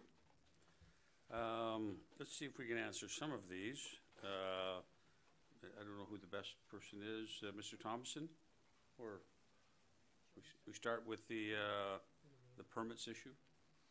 And well, the building permits. I mean, the department is busy, and those are steadily been increasing over the years. So the last 3 years, we've had increases on the building permit fees. The development permit fees of 6,000, I think that you talked about. Halfway through the year, we used to have it all under development permits, but then we separated it into development permit, development variance permits, and development permits. So there was a bit of a coding on the between the two, and that's why there was only 6,000 in the development permits. There was actually more, I think, done on the development permit side, but it actually ended up in the development variance permit category. So, but we only do, you know, a handful of development permits in a year, and they're only $1,000 each. Okay. Then there was a question about rental. I don't know if that Mr. Jones maybe can answer Thank that you, one or deal Your with Worship. As Mr. Sultanum said, there is a small amount, and I agree with him. I'd call it a token amount. There has been no final decisions yet on what the corporation is going to do with those properties. So it's again, yeah, you're right. It's a small token amount, and we'll see where we go. Okay. Then there was an item on page 6, something to do with suites. Didn't capture the whole question. Yes? Oh, legal fees. Oh, that sounds better. Okay. Who can respond to that? Through your worship, I can respond to that one. The legal fees have increased for 2017, and that's a direct result of some known costs that we will be facing this year to do with labor relations. Thank you. And comment, we heard the comment about fountain, and we heard a comment about flags. Okay. Good. Thank you. I'm not sure what the reason is why we fly those flags the way we do, but ever since I've been here, that's how it's been done. So, but we used to take them down every night until we discovered, Mr. Jones was helpful in discovering that the protocol for flags was that you could actually leave them up overnight. So that saved us actually probably about an hour a day for one of the public workers who used to come over here, put them up, and then at the end of the day take them down. But that's no longer necessary. So Parliament Hill keeps the Canadian flag up 24/7. Pardon me, I'm talking about those just. Oh, not the ones outside. No. Oh. Sorry, I didn't want to. But the same thing applies to them. I don't know why, what the original protocol was there and why we had them there. It's just the way it is. I think there was a strong feeling towards the UK. Yes, go ahead, please. Do you have any answer to the flag issue? No, I don't have any answer to the flag question, but I think Mr. Murtaugh, if you're answering questions, I think in some ways posed a question I think that's worth asking around the boulevard maintenance costs and recoveries. I know we do have a frontage tax. We collect about $190,000, and I don't know what the cost is. I don't have the Parks and Recreation, but you said $280,000, which would be a discrepancy of about $90,000.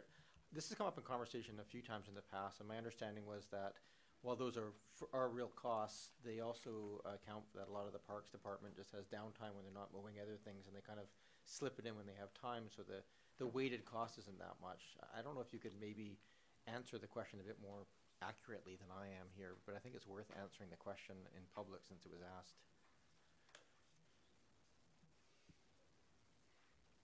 Certainly, I don't have the exact numbers in front of me, but what I can tell you is there is a frontage tax for the boulevard maintenance, and it is for a number of properties.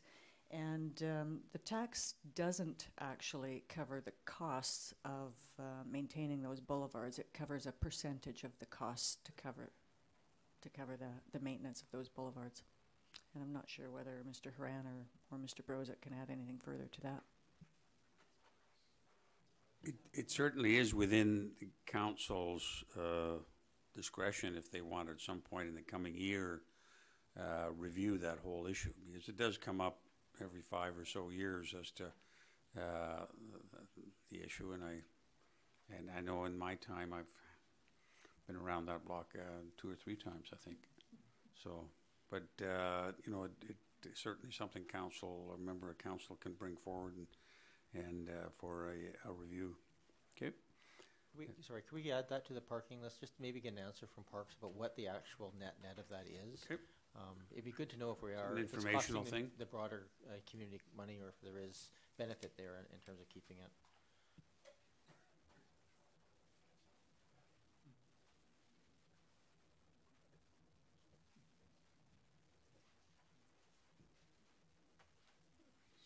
right, thank you very much. Speaker number 4, please. Go ahead. Oh.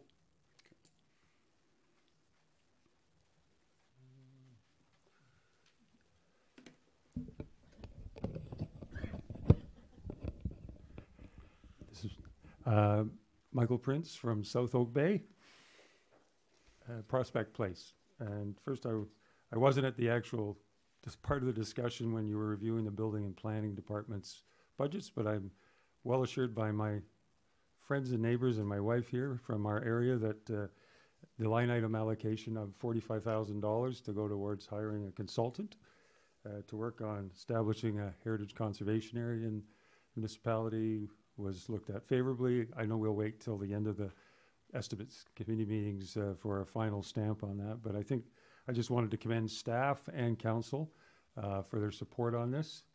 This is an important step along the journey, and we know there's many steps to follow on this, important stages. But we also look forward to working with Mr. Thomason and his staff in the building and planning department. If I can dare to presume this will go forward, that over the coming months to work with the heritage consultant, work with staff in the department, and with all my neighbors that are here tonight and many, many others. We're pretty excited about this. So this is an important event. And I say that not just as a resident of one of the streets, Prospect, that's in the proposed HCA, but I say that as a resident of Oak Bay, because I think this is an important step forward for the whole municipality.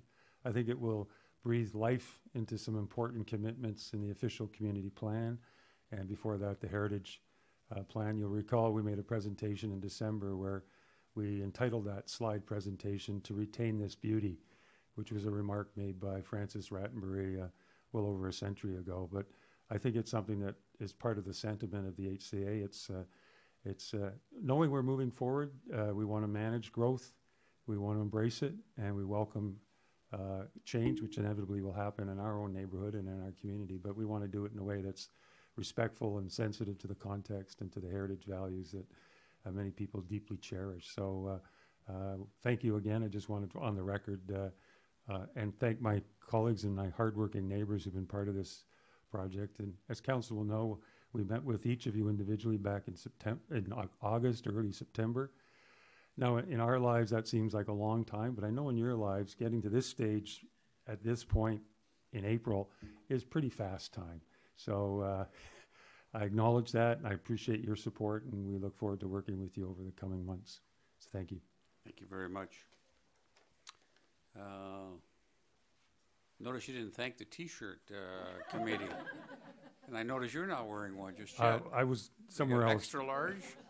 I want to acknowledge Charmin Minus, one of my neighbors, who came up with that wonderful slogan at one of our neighborhood meetings saying, you know, you don't grow old in Oak Bay, you get a heritage designation, or you. And so these are proud people wearing these T-shirts to kind of have fun. And as you know, we've approached this with a spirit of both reasonableness, I think, and generosity and positiveness. And we know we've got some challenges ahead, and continue to explain what an HCA is, and that it's not a threat to people's property or to their rights or to their property values, but it's something that should be clearly, and we believe this deeply, it's a win-win for the neighborhood, for the community as a whole, and as we go into the future. So, but thank you for mentioning the T-shirts, Mr. Mayor. Yeah, and it was an interesting comment. We don't grow old, we just are declared heritage. So that suggests you don't want to stand too long on a corner in case you're declared a heritage site. Keep moving. Okay, keep moving. That's right. Thank you. Next speaker, please. All right. Thank you very much, everybody, and I appreciate all of you coming here tonight. And just your presence here is participation and support. I appreciate that. What you've probably heard tonight is that there's a lot of balancing to be done. We're working in a gray area. So, because if we take a little money from over here and put it over there, how do you sometimes deal with the challenge of what's more important to the 18,000 people? And sometimes that's difficult to ascertain, particularly if you can't, I mean, we try to fast forward and say what would it look like in 10 years or 20 years. So it's a complex program. I know we have wonderfully dedicated staff who've been working very hard on this. So every year the presentation and the information we get is improving, and I think that's a great thing. And we're fortunate we have two new people in the financial services. Ms. Costin and Ms. Carter worked very hard to get us to where we are today. And so thanks to staff, and we'll see you all here next Wednesday for this. In the meantime, we do have a council meeting, I think, between now and then. So we have another meeting. So we would need at this point, a motion to adjourn. Move adjournment. Moved and seconded. Discussion, all in favor, opposed, none opposed. Thank you. Thanks, everybody. Appreciate it.